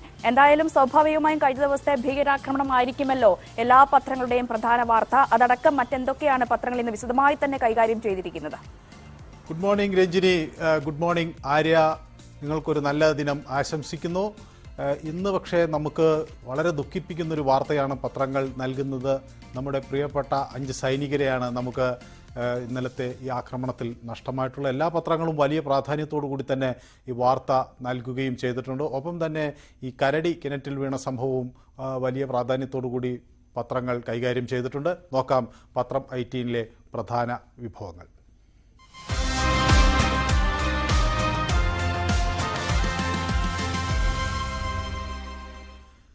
ഇന്നത്തെ പത്രങ്ങളിലേക്ക് വരുമ്പോൾ നമുക്ക് ആദ്യം കേരള കൗമുദി നോക്കാം. കേരള കൗമുദി വളരെ പ്രാധാന്യത്തോടു കൂടിയാണ് ഈ നമ്മുടെ സൈനികർക്ക് നേരെ നടന്ന ഈ ആക്രമണം വാർത്തയാക്കി നൽകിയിരിക്കുന്നത്. 5 സൈനികർക്ക് വീരമൃത്യു എന്ന തലക്കെട്ടോടുകൂടി, കശ്മീരിൽ ഭീകരാക്രമണം എന്ന തലക്കെട്ടോടുകൂടിയാണ് ഈ വാർത്ത നൽകിയിരിക്കുന്നത്. ജമ്മു കശ്മീരിലെ പുഞ്ചിൽ സൈനിക വാഹനത്തിന് നേരെ നടന്ന ഭീകര ആക്രമണത്തിൽ 5 രാഷ്ട്രീയ റൈഫിൾസ് ഭടന്മാർക്ക് വീരമൃത്യു എന്നാണ് കേരള കൗമുദി വളരെ പ്രാധാന്യത്തോടുകൂടി ഈ വാർത്ത നൽകിയിരിക്കുന്നത്. ഗുരുതരമായി പരിക്കേറ്റ ഒരു ഭടനെ രജൌറിയിലെ സൈനിക ആശുപത്രിയിൽ പ്രവേശിപ്പിച്ചിട്ടുണ്ട് എന്നതും വാർത്തയിൽ വ്യക്തമാക്കുന്നുണ്ട്. ശ്രീനഗറിൽ G20 ടൂറിസം സമ്മിറ്റ് നടക്കാൻ ഇരിക്കുന്നൊരു ഘട്ടത്തിൽ കൂടിയാണ് ഇത്തരം ഒരു ആക്രമണം ഉണ്ടായിട്ടുള്ളത്. അവിടെ ഇതിൻ്റെ സുരക്ഷാ ക്രമീകരണങ്ങൾ വിലയിരുത്താൻ കേന്ദ്ര ആഭ്യന്തരമന്ത്രി അമിത്ഷാ, അതുപോലെ ദേശീയ സുരക്ഷാ ഉപദേഷ്ടാവ് അജിത് ദോവൽ, കശ്മീർ ലഫ്റ്റനന്റ് ഗവർണർ മനോജ് സിൻഹ, അതുപോലെ DGP ദിൽബാഗ് സിംഗ് തുടങ്ങിയവർ കഴിഞ്ഞ ആഴ്ച യോഗം ചേർന്നിരുന്നു. അവിടെ സുരക്ഷാ കാര്യങ്ങൾ വിലയിരുത്തിക്കൊണ്ടിരിക്കുന്നതിനിടയിലാണ് ഈ ആക്രമണം ഉണ്ടായത്. ഭീകരർ എറിഞ്ഞ ഗ്രനേഡ് പൊട്ടിത്തെറിച്ച് ആണ് ട്രക്കിന് തീപിടിച്ചതും നമുക്ക് 5 സൈനികരെ നഷ്ടമാവുകയും ചെയ്തത്. അപ്പോൾ സൈനിക പ്രസ്താവന ഇത് സംബന്ധിച്ചുള്ള വിവരങ്ങൾ നൽകിയിട്ടുണ്ട്. അത് കേരള കൗമുദി വളരെ പ്രാധാന്യത്തോടു കൂടി 1-ാം പേജിൽ നൽകിയിരിക്കുന്നു. രജൌറി സെക്ടറിലെ പുഞ്ചിന് ഇടയിലാണ് ഈ ആക്രമണം നടന്നത് എന്നാണ് വാർത്തയായി നൽകിയിട്ടുള്ളത്. മാതൃഭൂമിയും വളരെ പ്രാധാന്യത്തോടു കൂടി തന്നെയാണ് ഈ സൈനികർക്ക് നേരെ ഉണ്ടായിട്ടുള്ള ആക്രമണത്തെ നൽകിയിട്ടുള്ളത്. ജമ്മുവിൽ ഭീകരാക്രമണം, 5 സൈനികർക്ക് വീരമൃത്യു എന്ന തലക്കെട്ടോടുകൂടി തന്നെ ഈ വാർത്ത വളരെ പ്രാധാന്യത്തോടു കൂടി നൽകിയിരിക്കുന്നു. നമുക്ക് നേരത്തെ സമാനമായ ഒരു ആക്രമണം പുൽവാമയിലുണ്ടായിരുന്നു. അതിൻ്റെ അലേടികൾ, ദുഃഖം ഇപ്പോഴും നമ്മൾ മനസ്സിൽ സൂക്ഷിക്കുമ്പോഴാണ് ഈ വർഷത്തെ ഏറ്റവും വലിയ ആക്രമണം എന്ന് പറയാനാകുന്ന തരത്തിൽ ഒരു ആക്രമണം നമ്മുടെ സൈനികർക്ക് നേരെ ഉണ്ടായിട്ടുള്ളത്. ഒരുപക്ഷെ ഇതിന് ശക്തമായ തിരിച്ചടി ഉണ്ടാകും എന്നത് നമുക്ക് പ്രതീക്ഷിക്കാം. അത് ഉറപ്പാണ് എന്നും നമ്മൾ കരുതേണ്ടതുണ്ട്. ഒപ്പം തന്നെ ഈ പ്രധാനമന്ത്രി 2 ദിവസം കേരളത്തിൽ എത്തുന്നു എന്നത് വളരെ പ്രധാനപ്പെട്ട വാർത്തയായി തന്നെ മാതൃഭൂമി 1-ാം പേജിൽ നൽകിയിരിക്കുന്നു. 2 ദിവസത്തെ സന്ദർശനത്തിനായി പ്രധാനമന്ത്രി നരേന്ദ്രമോദി തിങ്കളാഴ്ച കേരളത്തിൽ എത്തും. മധ്യപ്രദേശിൽ നിന്ന് ആണ് പ്രധാനമന്ത്രി കൊച്ചിയിലേക്ക് എത്തുന്നത്. വൈകിട്ട് 5:30 നാവിക ആസ്ഥാനത്ത് റോഡ് ഷോ നടക്കും. 6-ന് തേവര കോളേജ് മൈതാനിയിൽ BJP സംഘടിപ്പിക്കുന്ന യുവം കോൺക്ലേവിൽ സംസാരിക്കും പ്രധാനമന്ത്രി. പിന്നീട് ചൊവ്വാഴ്ച 10:30 തിരുവനന്തപുരം സെൻട്രൽ റെയിൽവേ സ്റ്റേഷനിൽ എത്തുകയും അവിടെ വന്ദേ ഭാരതിന് ഫ്ലാഗ് ഓഫ് ചെയ്യുകയും ചെയ്യും. ഈ വന്ദേ ഭാരത് വലിയ കൗതുകത്തോടു കൂടിയാണ് കേരളം അത് വന്ദേ ഭാരതിനെ സ്വീകരിച്ചത്. അപ്പോൾ വന്ദേ ഭാരതിൻ്റെ ഫ്ലാഗ് ഓഫ് മലയാളികളെ സംബന്ധിച്ചിടത്തോളം ഒരു അഭിമാന നിമിഷമായിരിക്കും. പ്രധാനമന്ത്രി തന്നെ വരുന്നു എന്നതാണ് അതിലേറ്റവും സവിശേഷമായ കാര്യം. പ്രധാനമന്ത്രി കുട്ടികളും പ്രൊഫഷണൽസുകളുമായും ഒക്കെ സംവദിക്കുകയും ചെയ്യും എന്നതാണ് മാതൃഭൂമി വളരെ പ്രാധാന്യത്തോടു കൂടി 1-ാമത്തെ പേജിൽ നടക്കുന്നത്. 1-ാമത്തെ പേജിൽ നൽകിയിട്ടുള്ളത്. കൊച്ചിയിൽ അദ്ദേഹം BJP നേതാക്കളും NDAയോട് ആഭിമുഖ്യം പ്രകടിപ്പിച്ച് രംഗത്തെത്തിയ മറ്റ് നേതാക്കളുമായും ആശയവിനിമയം നടത്തും എന്നും മാതൃഭൂമി വ്യക്തമാക്കുന്നു. മാതൃഭൂമി മറ്റൊരു പേജിൽ പ്രാധാന്യത്തോടു കൂടി നൽകിയിട്ടുള്ള ഒരു വാർത്ത ഈ രാഹുൽ ഗാന്ധിക്ക് ആശ്വാസം ഇല്ല എന്നതാണ്. കാരണം ഈ അപകീർത്തി കേസിൽ സൂററ്റ് മജിസ്ട്രേറ്റ് കോടതിയുടെ വിധി സ്റ്റേ ചെയ്യണം എന്ന് ആവശ്യപ്പെട്ടുകൊണ്ട് രാഹുൽ ഗാന്ധി അവിടുത്തെ സെഷൻസ് കോടതിയെ സമീപിച്ചിരുന്നു. പക്ഷേ സെഷൻസ് കോടതി ഈ കേസിൻ്റെ വാദം കഴിഞ്ഞ 13-ാം തീയതി കേൾക്കുകയും അതിൽ ഇന്നലെ വിധി പ്രഖ്യാപിക്കുകയും ചെയ്തിരിക്കുന്നു. ഏതായാലും രാഹുൽ ഗാന്ധിയുടെ ഹർജി തള്ളിക്കൊണ്ടാണ് വിധി പ്രസ്താവം പുറത്തു വന്നിട്ടുള്ളത്. അതുകൊണ്ട് അതുകൊണ്ട് തന്നെ രാഹുലിൻ്റെ അയോഗ്യത തുടരും. പക്ഷേ രാഹുലിന് ജാമ്യം ഉണ്ട്, അതുകൊണ്ട് അദ്ദേഹത്തിന് അറസ്റ്റ് ഉണ്ടാകില്ല എന്ന് കരുതാം. ഏതായാലും ഇനി ഹൈക്കോടതിയെ സമീപിക്കുകയാണ് രാഹുലിന് മുന്നിൽ ഉള്ള പോംവഴി. ഹൈക്കോടതിയോ സുപ്രീം കോടതിയോ സമീപിക്കുകയാണ്. ഏതായാലും ഹൈക്കോടതിയെ സമീപിക്കും എന്ന് കോൺഗ്രസ് നേതൃത്വം വ്യക്തമാക്കുകയും ചെയ്തിട്ടുണ്ട്. കോടതിയുടെ ചില പരാമർശങ്ങൾ മാതൃഭൂമി ഒന്നാമത്തെ പേജിൽ വളരെ പ്രാധാന്യത്തോട് നൽകിയിരിക്കുന്നു. കർണാടകയിലെ കോലാറിൽ നടത്തിയ പ്രസംഗം മൂലം സൂറത്തിലെ പരാതിക്കാരനായ BJP MLA പൂർണേഷ് മോദിക്ക് മാനനഷ്ടം ഉണ്ടായില്ല എന്ന രാഹുൽ ഗാന്ധിയുടെ വാദം കോടതി തള്ളി. പരാതിക്കാരൻ്റെ പേരിലും മോദി എന്നുണ്ട് എന്ന് കോടതി പറഞ്ഞിരിക്കുന്നു. കോടതി പ്രധാനമായി നിരീക്ഷിച്ചൊരു കാര്യം, ഇത്തരത്തിൽ വളരെ പ്രധാനപ്പെട്ട നേതാക്കൾ, രാജ്യത്തുടനീളമുള്ള ആളുകളുടെ മനസ്സിൽ പ്രതിഫലനങ്ങൾ സൃഷ്ടിക്കാൻ കഴിയുന്ന നേതാക്കൾ വാക്കുകൾ ഉപയോഗിക്കുമ്പോൾ വളരെ സൂക്ഷിച്ച് ഉപയോഗിക്കണമെന്ന് കഴിഞ്ഞ ദിവസം നിരീക്ഷിക്കുകയൊക്കെ ചെയ്തിരുന്നു. ഏതായാലും മാതൃഭൂമി വളരെ പ്രാധാന്യത്തോടുകൂടി ഈ വാർത്ത ഒന്നാമത്തെ പേജിൽ നൽകിയിരിക്കുന്നു.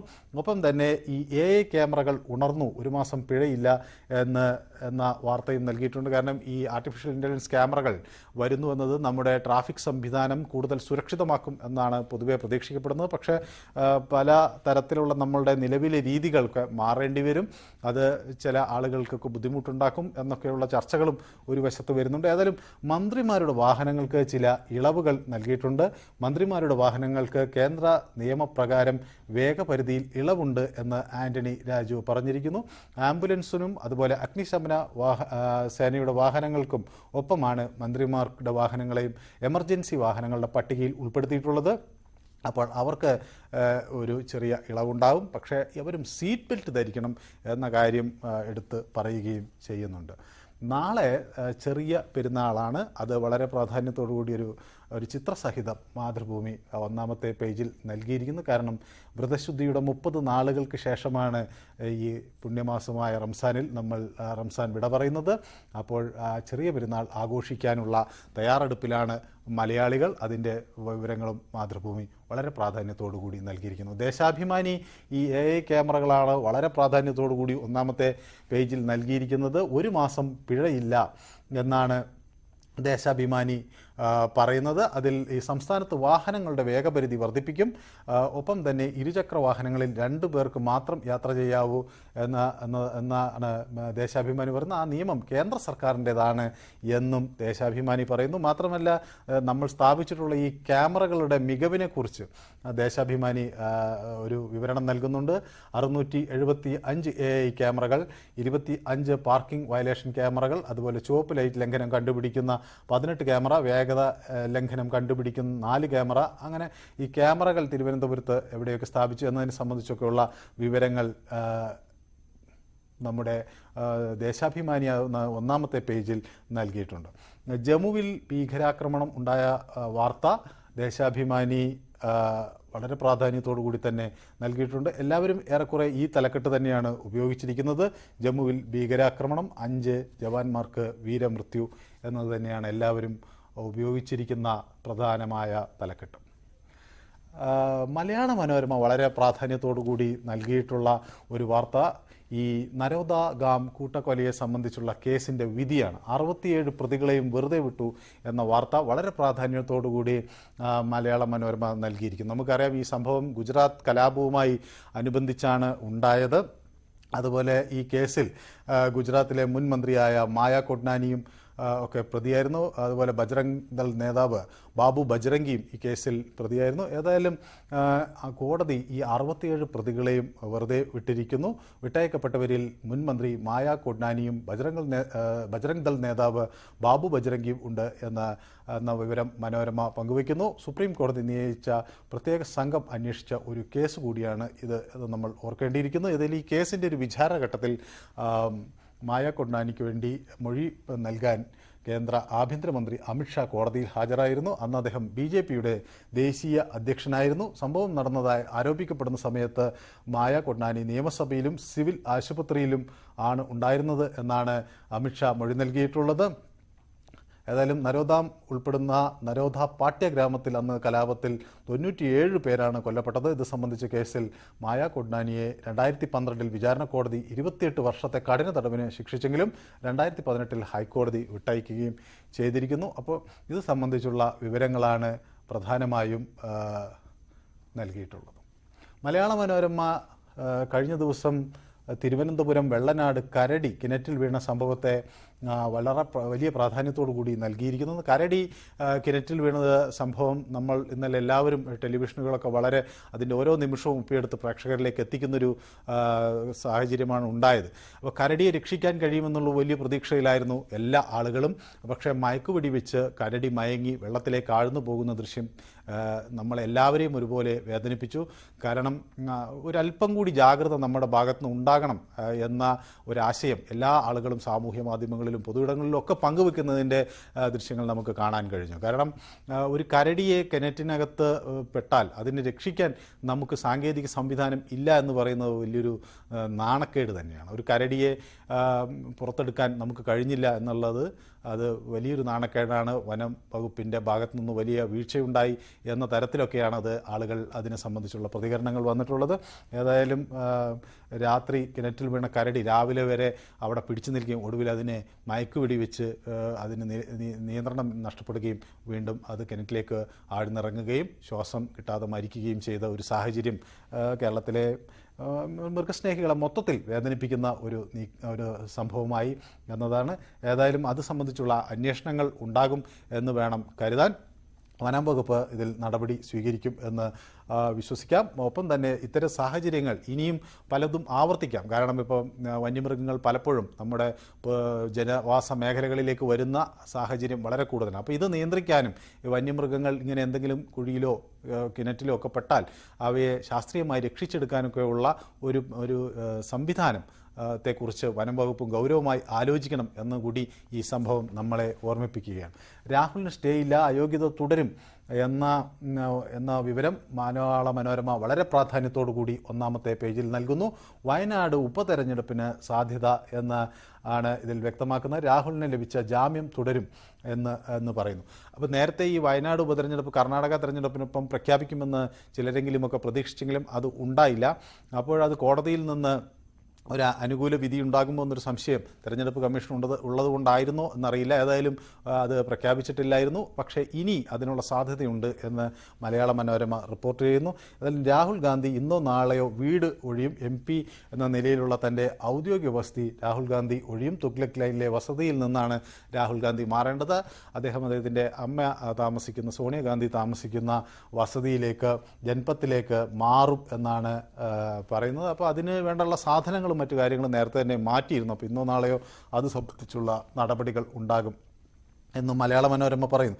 മറ്റൊരു മലയാള മനോരമയുടെ ഒരു ചെറുതെങ്കിലും ഒന്നാം പേജിൽ നൽകിയിട്ടുള്ളൊരു വാർത്ത ഈ ഗ്രേസ് മാർക്കിൽ ഇവിടെ ഇനി A+ കിട്ടില്ല എന്നതാണ്. ഗ്രേസ് മാർക്കുകൾക്ക് നിയന്ത്രണം വരുന്നു എന്നതാണ്. മലയാള മനോരമയുടെ ഉൾപേജിൽ വളരെ നല്ലൊരു ലേഖനം Kanthapuram AP Aboobacker Musliyar Indian grand മുഫ്തി അദ്ദേഹം നൽകിയിരിക്കുന്നു. അത് നമ്മുടെ നാളെ വരാനിരിക്കുന്ന പെരുന്നാളിനെ സംബന്ധിച്ചാണ്. ആത്മസമരത്തിൻ്റെ പരിശീലനമായി നോമ്പ്, അതിൻ്റെ പൂർത്തീകരണമാണ് നാളെ ചെറിയ പെരുന്നാൾ. അപ്പോൾ അകലങ്ങൾ മായുന്ന വലിപ്പച്ചെറുപ്പങ്ങൾ ഇല്ലാതാകുന്ന ഒരു സുദിനമാണ് വരാനിരിക്കുന്നത് എന്ന് അദ്ദേഹം ആളുകളെ ഓർമ്മിപ്പിക്കുന്നു. അപ്പോൾ കഴിഞ്ഞ ഒരു മാസം നീണ്ട പരിശീലനം, ആത്മസമരത്തിൻ്റെ ഒരു പരിശീലനമാണ് നമ്മൾ പിന്നിട്ടത്. അപ്പോൾ വരാനിരിക്കുന്ന നാളുകളിൽ കൂടി നന്മയുടെ ഒരു പ്രതീക്ഷ നൽകുന്ന, നന്മയ്ക്ക് വേണ്ടി പൊരുതാനുള്ള കൂടുതൽ ഊർജ്ജവും ആവേശം നൽകുന്ന ദിനങ്ങളാണ് പിന്നിട്ടത്. അപ്പോൾ സ്നേഹത്തിൻ്റെ അടയാളമായി നാളെ ചെറിയ പെരുന്നാൾ വരുന്നു എന്നത് കാന്തപുരം AB അബൂബക്കർ മുസല്യാർ ഉസ്താദ് നൽകിയിരിക്കുന്നു. അത് ആരും വായിച്ചിരിക്കേണ്ട ഒരു ലേഖനവും തന്നെയാണ്. എലോൺ മസ്കിൻ്റെ സ്വപ്ന പദ്ധതി സ്റ്റാർഷിപ്പ് ചാമ്പലായി എന്നതാണ് മംഗളം വളരെ പ്രാധാന്യത്തോടു കൂടി നൽകിയിരിക്കുന്നത്. ലോക കോടീശ്വരൻ എലോൺ മസ്കിൻ്റെ സ്വപ്ന പദ്ധതി സ്റ്റാർഷിപ്പ് ചാമ്പലായി. ഏറ്റവും വലിയ മനുഷ്യനിർമ്മിത റോക്കറ്റായ സ്റ്റാർഷിപ്പ് ലോഞ്ച് പാഡിൽ നിന്ന് പറന്നുയർന്ന് 4 മിനിറ്റിന് ശേഷം തകർന്നു വീണു എന്നതാണ് വാർത്ത. ഇതിൻ്റെ നഷ്ടം എന്ന് പറയുന്നത് 24,627 കോടി രൂപയാണ് എന്നതും നമ്മൾ മനസ്സിലാക്കണം എന്ന് മംഗളം വ്യക്തമാക്കുന്നു. ഒരു സമയം 100 മനുഷ്യരെ ചൊവ്വയിലെത്തിക്കുന്നത് ലക്ഷ്യമിട്ട് രൂപകൽപ്പന ചെയ്ത സ്റ്റാർഷിപ്പിന് 360 അടി ഉയരമുണ്ടായിരുന്നു എന്നും വാർത്ത നൽകുന്നു. ജനയുഗം വളരെ പ്രാധാന്യത്തോടുകൂടി നൽകിയിട്ടുള്ള അതിൻ്റെ ഒന്നാം പേജിൽ തന്നെ നൽകിയിട്ടുള്ളൊരു വാർത്ത ഗവർണർ പദവി എടുത്തു കളയണം എന്നാവശ്യപ്പെട്ടുകൊണ്ട് ഉള്ള ഒരു സ്വകാര്യ ബില്ലിന് ബിനോയ് വിശ്വം തയ്യാറെടുക്കുന്നു എന്നതിനെ സംബന്ധിച്ചുള്ള ഒരു വാർത്തയാണ്. തെരഞ്ഞെടുക്കപ്പെട്ട സർക്കാരുകളുടെ മേൽ വിലങ്ങ് തടിയാകുന്ന ഗവർണർ പദവി ഇല്ലാതാക്കണം എന്ന ആവശ്യവുമായി CPI പാർലമെന്ററി പാർട്ടി നേതാവ് ബിനോയ് വിശ്വം ഇത് സംബന്ധിച്ച് സ്വകാര്യ ബിൽ രാജ്യസഭയിൽ അവതരിപ്പിക്കാൻ അനുമതി തേടി രാജ്യസഭാ സെക്രട്ടറി ജനറലിന് നോട്ടീസ് നൽകിയിട്ടുണ്ട് എന്നാണ് ജനയുഗം പറയുന്നത്. ഗവർണർ ഓഫീസ് സംസ്ഥാനങ്ങൾക്ക് ആവശ്യമില്ല എന്നാണ് അദ്ദേഹം ഈ നോട്ടീസിൽ പറയുന്നത്. കൊളോണിയൽ ഭരണ നീക്കങ്ങളുടെയും സമ്പ്രദായങ്ങളുടെയും ബാക്കിയാണ് ഗവർണർ പദവി എന്നാണ് ബിനോയ് വിശ്വം അതിനെ കാണുന്നത്. ഇത് ബ്രിട്ടീഷ് കോളനി വാഴ്ച ബാക്കിയാക്കിയ ഒരു തസ്തികയാണ് എന്ന ആരോപണം അദ്ദേഹം മുന്നോട്ട് വയ്ക്കുന്നു. അപ്പോൾ സർക്കാരിൻ്റെ ദൈനംദിന നടപടികൾ, ഗവർണർമാരുടെ ഇടപെടലുകൾ, വിവിധ സംസ്ഥാനങ്ങളിൽ നിന്ന് പ്രതിഷേധം ഉയരുകയാണ്. തമിഴ്നാട്ടിൽ സ്റ്റാലിൻ ഇത് സംബന്ധിച്ചൊരു കത്ത് BJP ഇതര സർക്കാരുകളുള്ള സർക്കാരുകളുള്ള സംസ്ഥാനങ്ങളിലെ മുഖ്യമന്ത്രിമാർക്ക് ഒരു കത്ത് അയച്ചിരുന്നു. അപ്പോൾ അതിൻ്റെയൊക്കെ ചുവട് പിടിച്ചാണ് സമാനമായ ഒരു നീക്കം ബിനോയ് വിശ്വം നടത്തുന്നത്. അപ്പോൾ കേരളത്തിലും സർക്കാർ ഗവർണർ പോര് തുടരുകയാണ്. അപ്പോൾ ഈ കൂട്ടത്തിൽ അതും കൂടി നമ്മൾ വായിക്കണം. ഏതായാലും വിജയവാഡ പാർട്ടി കോൺഗ്രസിൽ പാസാക്കിയ പ്രമേയത്തിന്റെ ചുവട് പിടിച്ചാണ് ഇത്തരമൊരു നീക്കമെന്ന് ബിനോയ് വിശ്വം അജോയ് ഭവനിൽ നടത്തിയ വാർത്താ സമ്മേളനത്തിൽ വ്യക്തമാക്കുകയും ചെയ്തിട്ടുണ്ട്. ദ ഹിന്ദു വളരെ പ്രാധാന്യത്തോട് എന്ന് നൽകിയിട്ടുള്ളൊരു വാർത്ത ഈ തെരഞ്ഞെടുപ്പ് 2024 ലോക്സഭാ തെരഞ്ഞെടുപ്പ് വരാനിരിക്കുന്നൊരു ഘട്ടത്തിൽ രാഷ്ട്രീയ പാർട്ടികൾ പല തരത്തിലുള്ള ആളുകളെ അവരുടെ ഭാഗത്താക്കാനുള്ള ശ്രമങ്ങൾ തുടരുന്നു എന്നതാണ്.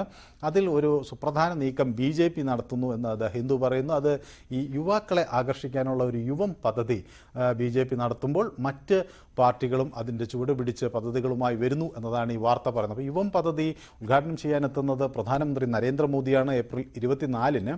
അപ്പോൾ സമാനമായ ഒരു പദ്ധതി DYFIയും ആസൂത്രണം ചെയ്തിരിക്കുന്നു. യങ് ഇന്ത്യ നരേന്ദ്രമോദിയോട് 100 ചോദ്യങ്ങൾ ചോദിക്കുന്നു. അത് സംബന്ധിച്ച് ഒരു പരിപാടിയാണ് DYFI ആസൂത്രണം ചെയ്തിരിക്കുന്നത്. അപ്പോൾ കോൺഗ്രസും സമാനമായ ഒരു പരിപാടി ആസൂത്രണം ചെയ്യുന്നുണ്ട്. യുവാക്കളുടെ ഒരു വലിയ സംഗമം സംഘടിപ്പിക്കും എന്ന് KPCC അധ്യക്ഷൻ കഴിഞ്ഞ ദിവസം പറഞ്ഞിരുന്നു. അപ്പോൾ BJPയും CPMഉം അതുപോലെ കോൺഗ്രസും യുവാക്കളെ അവരിലേക്ക് ആകർഷിക്കാനുള്ള ശ്രമം നടത്തുന്നു എന്ന് ദ ഹിന്ദു റിപ്പോർട്ട് ചെയ്യുന്നു. The battle to woo the youth intensifies ahead of Lok Sabha polls എന്ന തലക്കെട്ടോടു കൂടിയാണ് ഈ വാർത്ത നൽകിയിരിക്കുന്നത്. BJP, CPIM and Congress have announced back-to-back competing programs widely perceived as an endeavor to win over the state youth, considered a crucial vote bank എന്ന തലക്കെട്ടോടുകൂടി the Hindu ആ വാർത്ത നൽകിയിരിക്കുന്നു. മറ്റൊരു പ്രധാനമായി ഹിന്ദു കൈകാര്യം ചെയ്തിട്ടുള്ളൊരു വാർത്ത, പ്രത്യേകിച്ച് നമ്മുടെ സംസ്ഥാനത്തിൻ്റെ കാര്യത്തിൽ, അത് state government issues order restricting grace marks to 30 എന്നതാണ്. അത് ഈ ഗ്രേസ് മാർക്കുകൾ നൽകുന്ന കാര്യത്തിൽ 30 മാർക്കിൽ കൂടുതൽ ഗ്രേസ് മാർക്ക് നൽകുന്നതിനെതിരെയുള്ള ഒരു ഉത്തരവ് പുറത്തു വന്നിരിക്കുന്നു. അപ്പോൾ അതിൽ ഈ വാർത്തയിൽ പറയുന്നു, this follows A meeting held on Tuesday to decide awarding grace marks for SSLC, higher secondary and vocational higher secondary sections following complaints that high-performing students were being overtaken by students who received high grace marks എന്ന് ഈ വാർത്തയിൽ പറയുന്നു. അതായത് SLC അതുപോലെ +2 vocational higher secondary സ്കൂളുകളിലൊക്കെയുള്ള കുട്ടികളിൽ നന്നായി പഠിക്കുന്ന കുട്ടികളെ ഈ ഗ്രേസ് മാർക്കുമായി ചിലർ ഓവർടേക്ക് ചെയ്യുന്നു. അപ്പോൾ ഗ്രേസ് മാർക്കിനൊരു നിയന്ത്രണം 30 മാർക്ക് വരെ ഗ്രേസ് മാർക്ക് എന്ന തരത്തിലേക്കാണ് സർക്കാർ ഇപ്പോൾ ഒരു നടപടിയുമായി വന്നിരിക്കുന്നത്. ഏതായാലും അതിൽ കൂടുതൽ ഗ്രേസ് മാർക്കുകൾ ആവശ്യമില്ല എന്ന നിലപാടാണ് സർക്കാരിനുള്ളത്. ദ ടൈംസ് ഓഫ് ഇന്ത്യ വളരെ പ്രാധാന്യത്തോടു കൂടി നൽകിയിട്ടുള്ള ഒരു വാർത്ത ഈ ബുദ്ധിസ്റ്റ് സമ്മിറ്റിനെ കുറിച്ചാണ്. അപ്പോൾ ഗ്ലോബൽ ബുദ്ധിസ്റ്റ് സമ്മിറ്റ് ഡൽഹിയിൽ നടക്കുന്നുണ്ട്. ഗ്ലോബൽ ബുദ്ധിസ്റ്റ് സമ്മിറ്റിൽ വിവിധ രാജ്യങ്ങളിൽ നിന്നുള്ള ബുദ്ധ മത ആചാര്യന്മാരും ബുദ്ധമതത്തെപ്പറ്റി പഠനം നടത്തിയ ഗവേഷകരും പണ്ഡിതരും ഒക്കെയാണ് പങ്കെടുക്കുന്നത്. അപ്പോൾ കഴിഞ്ഞ ദിവസം നമ്മുടെ പ്രധാനമന്ത്രി നരേന്ദ്രമോദി ഈ പരിപാടി ഉദ്ഘാടനം ചെയ്തു. അപ്പോൾ ലോകത്തിൻ്റെ പ്രശ്നങ്ങൾക്കൊരു പരിഹാരം ബുദ്ധമതത്തിൻ്റെ ആശയങ്ങളാണ് എന്ന് അദ്ദേഹം കഴിഞ്ഞ ദിവസം പറയുകയും ചെയ്തിരുന്നു. അപ്പോൾ ആ ബുദ്ധയുടെ teachings of to hold solution to world's problem എന്നാണ് പ്രധാനമന്ത്രി പറയുന്നത്. അപ്പം ബുദ്ധഭഗവാന്റെ ആ ഒരു സന്ദേശം ലോകത്തെ രക്ഷിക്കാൻ ഉതകുന്നതാണ് എന്ന് പ്രധാനമന്ത്രി ഓർമ്മിപ്പിക്കുകയും ചെയ്യുന്നു. പക്ഷേ ഇവിടെ ഒരു വലിയൊരു രാഷ്ട്രീയ നീക്കം കൂടി ഇതിൻ്റെ ഭാഗത്തുണ്ട്. ഇന്ത്യ ഇങ്ങനെ ഒരു ആഗോള ഉച്ചകോടി ഇന്ത്യ സംഘടിപ്പിക്കുമ്പോൾ അത് സത്യത്തിൽ ചൈനയെ അതൃപ്തിപ്പെടുത്തുന്ന ഒരു നീക്കം കൂടിയാണ്. കാരണം നമുക്ക് അറിയാം, ദലൈലാമയും ചൈനയും ഒക്കെ തമ്മിലുള്ള പ്രശ്നങ്ങൾ വളരെ ശക്തമായി നിൽക്കുകയാണ്. അപ്പോൾ ചൈനീസ് പ്രതിനിധികൾ ഈ യോഗത്തിൽ നിന്ന് വിട്ടുനിൽക്കുമെന്ന് നേരത്തെ ഒരു നിലപാടൊക്കെ ഉണ്ടായിരുന്നു. ഏതായാലും ചൈനയ്ക്കെതിരെയുള്ള ഒരു നീക്കമായി, ഒരു ആഗോള നീക്കമായി ഇതിനെ വായിച്ചെടുക്കുന്നവരും ചെറുതല്ല. ഏതായാലും ഹിന്ദു അങ്ങനെ തന്നെയാണ് തലക്കെട്ട് നൽകിയിരിക്കുന്നത്. To counter China, India host Buddhist meet എന്നാണ്. അപ്പോൾ അതൊരു ഒരു ഇൻ്റർനാഷണൽ ഡിപ്ലോമസി എന്ന തരത്തിൽ നോക്കുമ്പോൾ ഇന്ത്യ കുറെ കൂടി ഒരു സോഫ്റ്റ് പവർ ഉപയോഗിക്കുന്നു എന്ന് പറയാം. അതായത് ആയുധങ്ങളും അത്തരം ആക്രമണങ്ങൾക്കും അപ്പുറത്ത് ഇത്തരം ഒരു മൂല്യാധിഷ്ഠിതമായ ഒരു രാഷ്ട്രീയ നയതന്ത്ര ആക്രമണം എന്ന് വേണമെങ്കിൽ ഇതിനെ വിശേഷിപ്പിക്കാവുന്നതാണ്. ഏതായാലും ടൈംസ് ഓഫ് ഇന്ത്യ വളരെ പ്രാധാന്യത്തോടു കൂടി ആ വാർത്ത നൽകുകയും ചെയ്തിരിക്കുന്നത്. ഇതൊക്കെയാണ് ഇന്നത്തെ പത്രങ്ങളിലെ പ്രധാന വാർത്തകൾ. ഇനി നമുക്ക് മറ്റു വാർത്തകൾ കൂടി കേൾക്കേണ്ടതുണ്ട്. അതിനായി നമുക്ക് രഞ്ജിനിയിലേക്കും ആര്യയിലേക്കും പോകാം. Thank you Ranjini and Arya. നിങ്ങൾക്ക് മറ്റു വാർത്തകളുമായി തുടരാം.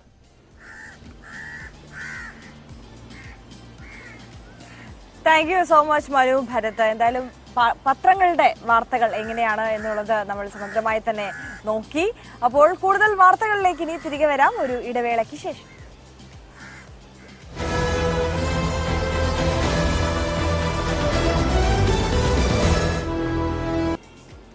പ്രഭാത കേരളം അപ്പോൾ തുടരുകയാണ് ആക്കുളം വാക്ക് വേയിൽ നിന്ന്. ഇനി നമ്മൾ പോകുന്നത് ഇടുക്കിയിലേക്കാണ്. ഇടുക്കിയിൽ കാട്ടിറച്ചി കടത്തിയെന്നാരോപിച്ച് യുവാവിനെതിരെ എടുത്ത കേസ് റദ്ദാക്കാൻ ഇപ്പോൾ കോടതി അനുമതി നൽകിയിരിക്കുകയാണ്. വനം വകുപ്പ് കട്ടപ്പന കോടതി നൽകിയ അപേക്ഷയിലാണ് നടപടി ഉണ്ടായിട്ടുള്ളത്. എന്തായാലും അതേസമയം ഹൈക്കോടതി വീണ്ടും കേസ് പരിഗണിക്കുമോ എന്ന ആശങ്കയിലാണ് ഈ കേസിൽപ്പെട്ട യുവാവുള്ളത്. ഇപ്പോൾ ഇടുക്കി കിഴുകാനം സ്വദേശി സരുൺ സജി കാട്ടിറച്ചി കൈവശം വെച്ചെന്ന് ചൂണ്ടിക്കാട്ടി കിഴുകാനം ഫോറസ്റ്റ് സെക്ഷൻ ഓഫീസർ അനിൽകുമാറും സംഘവും ചേർന്ന് അറസ്റ്റ് ചെയ്തിരുന്നു. തുടർന്ന് വനം വകുപ്പിനെതിരെ ജനകീയ പ്രതിഷേധം ശക്തമായതോടെ വനം വകുപ്പ് മന്ത്രി അന്വേഷണത്തിന് ഉത്തരവിടുകയും കേസ് കെട്ടിച്ചമച്ചതാണെന്ന് കണ്ടെത്തുകയും ചെയ്തു. പിന്നീട് മന്ത്രിയുടെ നിർദ്ദേശപ്രകാരം കേസ് പിൻവലിക്കാൻ വനം വകുപ്പ് കട്ടപ്പന കോടതിയെ സമീപിക്കുകയായിരുന്നു. അതേസമയം ഹൈക്കോടതി വീണ്ടും കേസ് പരിഗണിക്കുമോ എന്ന ആശങ്കയിലാണ് സരുൺ.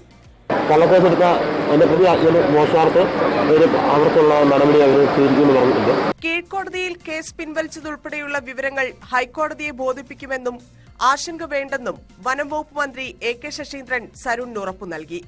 എന്നാൽ തന്നെ കള്ളക്കേസിൽ കുടുക്കി മർദ്ദിച്ച ഉദ്യോഗസ്ഥർക്ക് തക്കതായ ശിക്ഷ ലഭിക്കും വരെ പ്രതിഷേധം തുടരാനാണ് സരുണിന്റെയും ജനകീയ സമരസമിതിയുടെയും തീരുമാനം. ന്യൂസ് 18 ഇടുക്കി. ഈ നെല്ല് സംഭരണം വൈകുന്നതുമായി ബന്ധപ്പെട്ട് കർഷകർ ഏറെക്കാലമായി വളരെ വലിയ ദുരിതത്തിലാണ്. ഇപ്പോഴും സമാനമായ രീതിയിലുള്ള ഒരു വാർത്ത തന്നെയാണ് പാലക്കാട് നിന്ന് വരുന്നത്. രണ്ടാം ഘട്ട നെല്ല് സംഭരണം അത് വൈകുന്നതോടുകൂടി ഈ കർഷകർ ദുരിതത്തിലായിരിക്കുകയാണ്.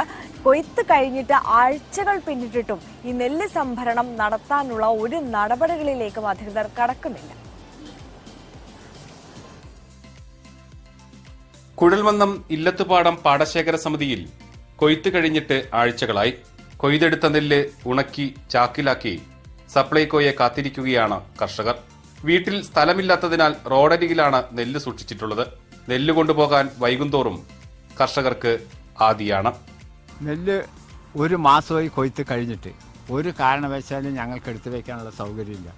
ഇന്നലെ നോക്കുമ്പോൾ പൊളിച്ച് നോക്കുമ്പോൾ അതിൻ്റെ അടിയിൽ പാമ്പ് കിടക്കുന്നു. ഇത് ഒരു മഴ തട്ടിക്കഴിഞ്ഞാൽ മുഴുവനും മുളയ്ക്കും. അത്രയും നെല്ല് മുറുകിക്കൊണ്ടിരിക്കുന്നത്. വിളിക്കുമ്പോൾ മില്ലിൽ നെല്ല് ഇറക്കണില്ല. അങ്ങനെ ഒരുപാട് ഒഴിവുകൾ വന്നു. ഇത് കിട്ടിയിട്ട് വേണം സാറേ ഇനി അടുത്ത വിള ഇറക്കാനുള്ളത്. ഇത് മാത്രം ആശ്രയിച്ചിട്ടാണ് പാലക്കാട്ടുകാർ കൂടുതലും ഇരിക്കുന്നത്. ഇതുകൊണ്ട് എന്തെല്ലാം കാര്യങ്ങൾ എന്താണ് ഇവർ ഈ ജാതി ഇതായി കഴിഞ്ഞാൽ ഞാൻ കൃഷിക്കാരെന്ത് ചെയ്യും? കൊയ്തിട്ട് 1.5 മാസമായി ചാക്കിലാക്കി വെച്ചിട്ടും ഇതുവരെയ്ക്ക് മറ്റേ നെല്ല് എടുക്കാൻ വന്നിട്ടില്ല. ചോദിക്കുമ്പോൾ വണ്ടിക്കാരെ വന്ന് രാവിലെ വന്നിട്ട് വൈകിട്ടാണ് അവർക്ക് മറ്റേ യൂണിയൻകാരെ കിട്ടുന്നത്. ഇന്നൊരു വണ്ടിക്കാരൻ ചോദിച്ചപ്പോൾ ഒക്കെ മേടിച്ച് മാറ്റി ഇന്ന മില്ലിരിക്കാൻ മറ്റേ വടവന്നൂർ മില്ലിരിക്കാനെങ്കിൽ ഞങ്ങളില്ലാന്ന്. കാരണം അവിടെ നെല്ല് ഇറക്കി കിട്ടുന്നില്ല. അതുകൊണ്ട് ഞങ്ങൾക്ക് അവിടെ പോയി നിന്നിട്ട് മുതലാവില്ല. അവരുടെ അവർ വേറെ വിളിക്കും. ഒരു റിയാക്ഷനില്ല. ഏജന്റിന്റെ അടുത്ത് ബന്ധപ്പെടുന്ന സമയത്ത് വണ്ടി വിട്ടിട്ടുണ്ട് പറയും. വണ്ടിക്കാർ അവിടെ പോയി നിന്ന് നോക്കി എന്ന് പറഞ്ഞാൽ ലോഡിംഗുകാരൻ്റെ സഹകരണം തീരെയില്ല. ഈ നെല്ല് സംഭരണത്തിനെ തകർക്കാനുള്ള പരിപാടിയിലാണ് ലോഡിങ്ങും മില്ലുകാരും ഉദ്യോഗസ്ഥന്മാരും കൂടി ചേർന്ന് ചെയ്യുന്നത്. സിമ്പിളായിട്ടുള്ള പണിയാണ്. കൃഷിക്കാരൻ നെല്ല് എത്ര ഉൽപ്പാദിപ്പിച്ചാലും അത് കഴിഞ്ഞ് വേ ബ്രിഡ്ജിൽ നിന്ന് തൂക്കം കഴിഞ്ഞ് വണ്ടി ഇറങ്ങിയതും PRS കൊടുക്കാൻ സാധിക്കുമോ? ഈ അഴിമതികളെല്ലാം നിൽക്കും. അതിന് സർക്കാരും തയ്യാറല്ല, മില്ലുകാർക്ക് സപ്പോർട്ടായിട്ട് സർക്കാർ നിൽക്കുക. അപ്പോൾ ഇതിനൊരു പരിഹാരം അടിയന്തരമായിട്ട് കണ്ടില്ലെങ്കിൽ കൃഷിക്കാർ ഈ മേഖലയിൽ നിന്ന് മാറി നിൽക്കേണ്ട സ്ഥിതി വരും. അപ്പോൾ അത് ഒഴിവാക്കാൻ മന്ത്രിയും അതുപോലെ തന്നെ സർക്കാരും ഇത് ഗൗരവമായിട്ട് കണ്ട് നെല്ലെടുക്കാനുള്ള സംവിധാനം ഊർജിതപ്പെടുത്തണമെന്ന് അഭ്യർത്ഥിക്കുന്നു. ഒരിടത്ത് മാത്രമല്ല, പാലക്കാടെങ്ങും ഈ കാഴ്ചയുണ്ട്. നെഞ്ചുപിടഞ്ഞ് കർഷകരും. എല്ലാ കൊയ്ത്തുകാലത്തും എന്തുകൊണ്ടാണ് നെൽകർഷകർക്ക് ഇങ്ങനെ ദുരിതം അനുഭവിക്കേണ്ടി വരുന്നത്?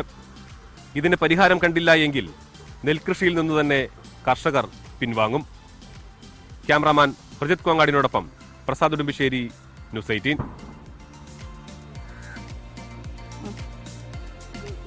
വളരെ പ്രധാനപ്പെട്ട ഒരു വാർത്തയിലേക്കാണ് ഇനി പോകുന്നത്. കോഴിക്കോട് കൊയിലാണ്ടിയിൽ തിങ്കളാഴ്ച ഐസ്ക്രീം കഴിച്ചതിന് പിന്നാലെ 12കാരൻ മരിച്ചത് കൊലപാതകമെന്ന സംശയം. അഹമ്മദ് ഹസൻ റിഫായിയുടെ മരണത്തിൽ പിതാവിന്റെ സഹോദരി താഹിറെ പോലീസ് കസ്റ്റഡിയിലെടുത്തു. ഐസ്ക്രീമിൽ വിഷം കലർന്നെന്നാണ് സൂചന. എസ് വിനേഷ് കുമാറാണ് വാർത്തയുടെ വിശദാംശങ്ങൾ പങ്കുവയ്ക്കുക. വിനേഷ്, വളരെ ദാരുണമായ ഒരു കൊലപാതകത്തിന്റെ വാർത്തകളിലേക്കാണോ? അതായത് സംശയം നിഴൽ നീങ്ങുന്നത് എങ്ങനെയാണ്? അതോടൊപ്പം ഈ പിതാവിന്റെ സഹോദരിയിലേക്ക് ഈ അന്വേഷണം എങ്ങനെയാണ് എത്തി നീങ്ങിയത്?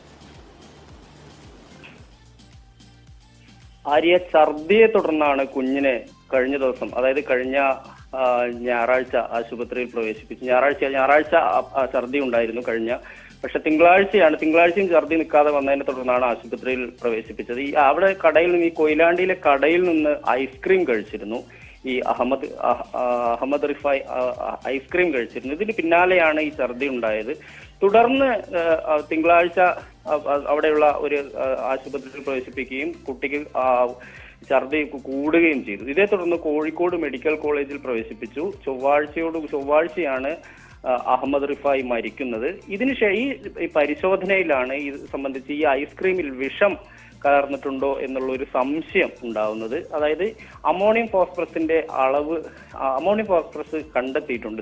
അതിന്റെ ഒരു അംശം കണ്ടെത്തിയിട്ടുണ്ട് എന്നായിരുന്നു അന്വേഷണ സംഘം പറഞ്ഞിരുന്നത്. തുടർന്ന് ആ പ്രദേശത്തുള്ള നിരവധി ആളുകളെ, ഈ കുട്ടിയുമായി അടുത്ത ബന്ധമുള്ള നിരവധി ആളുകളെ പോലീസ് ചോദ്യം ചെയ്തിരുന്നു. അതിൽ ഒന്ന് പിതാവിന്റെ സഹോദരിയാണ്. ഈ പിതാവിന്റെ സഹോദരിയുടെ മൊഴിയിൽ ഒരുപാട് വൈരുദ്ധ്യങ്ങൾ ഉണ്ടായിരുന്നു. ഇതേ തുടർന്നാണ് ഇപ്പോൾ ഇവരെ കസ്റ്റഡിയിൽ എടുത്തിട്ടുള്ളത്. കഴിഞ്ഞ ദിവസം അവരെ കസ്റ്റഡിയിൽ എടുത്തിട്ടുണ്ട്. പക്ഷെ അറസ്റ്റ് രേഖപ്പെടുത്തിയിട്ടൊന്നുമില്ല. ഇവരാണിത് ചെയ്തിരിക്കുന്നു എന്നുള്ള കാര്യത്തിൽ ഒരു സ്ഥിരീകരണവും ആയിട്ടില്ല എന്നാണ് ഇതുവരെയും പോലീസ് പറയുന്നത്. എങ്കിലും പോലീസിന് സംശയമുള്ളത് ഇവരെ തന്നെയാണ്, ഇത്രയും ആളുകളെ ചോദ്യം ചെയ്തതിനെ തുടർന്ന്. എന്തായാലും ഇവരെ ഇനിയും വടകര റൂറൽ SP ആയ കറുപ്പസ്വാമിയുടെ നേതൃത്വത്തിൽ വീണ്ടും ഇവരെ ചോദ്യം ചെയ്യും എന്നാണ് ഇപ്പോൾ നമുക്ക് അറിയാൻ കഴിയുന്നത്. വിനേഷാണ് വാർത്തയുടെ വിശദാംശങ്ങൾ പങ്കുവച്ചുകൊണ്ടിരിക്കുന്നത്. എന്തായാലും വിനേഷ്, ഇതില് സംശയമുണ്ടെന്നാണ്. ഇപ്പോഴും പ്രതിയെ കസ്റ്റഡിയിൽ എടുത്തിട്ടുണ്ടെങ്കിലും അറസ്റ്റ് രേഖപ്പെടുത്താത്ത സാഹചര്യമാണ് നിലവിലുള്ളത്. ഈ പിതാവിന്റെ സഹോദരിയുടെ ഭാഗത്തു നിന്നാണ് ഇങ്ങനൊരു സംഭവം ഉണ്ടായിട്ടുള്ളത്. അത് ശരിയെങ്കിൽ ഈ കുടുംബത്തിന്റെ പ്രതികരണം കൂടുതലായി ലഭിക്കുന്നുണ്ടോ? ഈ കുട്ടിയുടെ അച്ഛന്റെയും മറ്റ് ബന്ധുക്കളുടെ അടക്കം പ്രതികരണം ലഭിക്കുന്നുണ്ടോ? അവർക്കും ഇങ്ങനെ ഈ സഹോദരിയെ തന്നെയാണോ നിലവിൽ ഇപ്പോഴും സംശയമുള്ളത്? രഞ്ജിനി, ആ ഒരു സംശയത്തിന്റെ പേരിൽ തന്നെയാണ് ഇവരെ ചോദ്യം ചെയ്തത്. അതായത് വീട്ടിലുള്ള മറ്റാളുകൾക്ക് സംശയം തോന്നിയതിന്റെ അടിസ്ഥാനത്തിൽ തന്നെയാണ് ഇവരെ ചോദ്യം ചെയ്യാൻ വേണ്ടി പോലീസ് കസ്റ്റഡിയിലെടുത്തത്. ഇത് ഐസ്ക്രീം കഴിച്ചാണ് ഈ കുഞ്ഞിന്റെ മരണം എന്നുള്ള രീതിയിലായിരുന്നു പ്രചാരണം.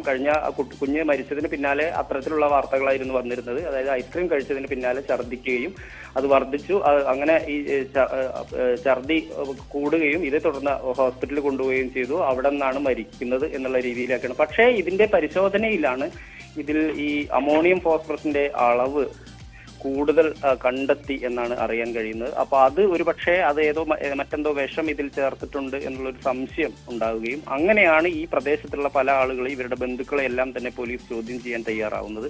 അതിലൊന്ന് ഇവരുടെ സഹോദരിയാണ്, അതായത് പിതാവിന്റെ സഹോദരിയാണ്. അവർക്ക് ഈ കുഞ്ഞുമായി അടുത്ത ബന്ധമുണ്ട്, 12 വയസ്സുകാരനുമായി അറിയാം. അവര് ഏതെങ്കിലും എന്താണ് ഇതിന്റെ മോട്ടിവേഷൻ, എന്തുകൊണ്ടാണ് ഇങ്ങനെ ചെയ്ത് എന്നുള്ള കാര്യത്തിലൊന്നും കൃത്യമായ ഒരു ഇതിൽ എത്തിച്ചേരാൻ പോലീസിന് കഴിഞ്ഞിട്ടില്ല. എന്തായാലും കൂടുതൽ ചോദ്യം ചെയ്യലുകൾ നടന്നു വരികയാണ്. അവരെ കസ്റ്റഡിയിലുണ്ട്. പക്ഷെ അറസ്റ്റ് ഉൾപ്പെടെയുള്ള നടപടികൾ ഉണ്ടാവണമെങ്കിൽ ഇതിൽ 100% ഇത് സ്ഥിരീകരിക്കാൻ കഴിയണം. ഇവർ കുറ്റം സമ്മതിക്കുകയും ചെയ്യണം. അത്തരത്തിലുള്ള ഒരു വിവരം പോലീസിൽ നിന്ന് എന്തായാലും ഇതുവരെയും ലഭിച്ചിട്ടില്ല. ഒരുപക്ഷെ അങ്ങനെ ഉണ്ടെങ്കിൽ അതിന്റെ വിവരം അല്പസമയത്തിനകം തന്നെ നമുക്ക് നൽകാനാവുമെന്നാണ് പ്രതീക്ഷിക്കുന്നത്.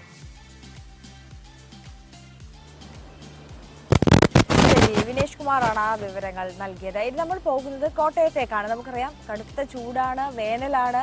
അപ്പോൾ വേനലിൽ നമുക്ക് ഏറെ ബുദ്ധിമുട്ടുന്നത് വെള്ളത്തിന് വേണ്ടിയിട്ടാണ്. ജലാശയങ്ങളെല്ലാം വറ്റി വരളുന്ന ഒരു കാഴ്ചയാണ് നമ്മൾ കണ്ടുകൊണ്ടിരിക്കുന്നത്. പക്ഷെ കോട്ടയത്ത് ഒരു കിണറുണ്ട്, വലിയ ചരിത്രം പേറുന്ന ഒരു കിണറാണ്. അവിടെ ഇപ്പോഴും വെള്ളക്ഷാമമില്ല. 300ഓളം കുടുംബങ്ങൾക്ക് ഈ കിണറ്റിൽ നിന്ന് വെള്ളം ലഭ്യമാകുന്നുണ്ട്.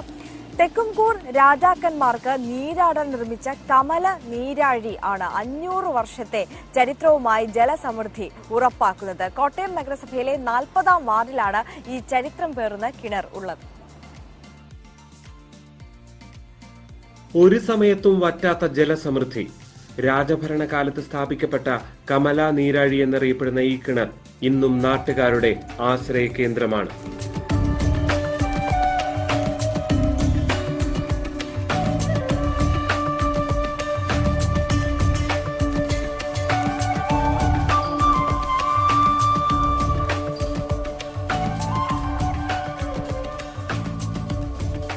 താമര ഇതളിന്റെ ആകൃതിയിൽ കൊത്തിയെടുത്ത കമല നീരാഴി വാർഡ് തല സമിതിയുടെ നേതൃത്വത്തിലാണ് ഇന്ന് പ്രവർത്തിക്കുന്നത്.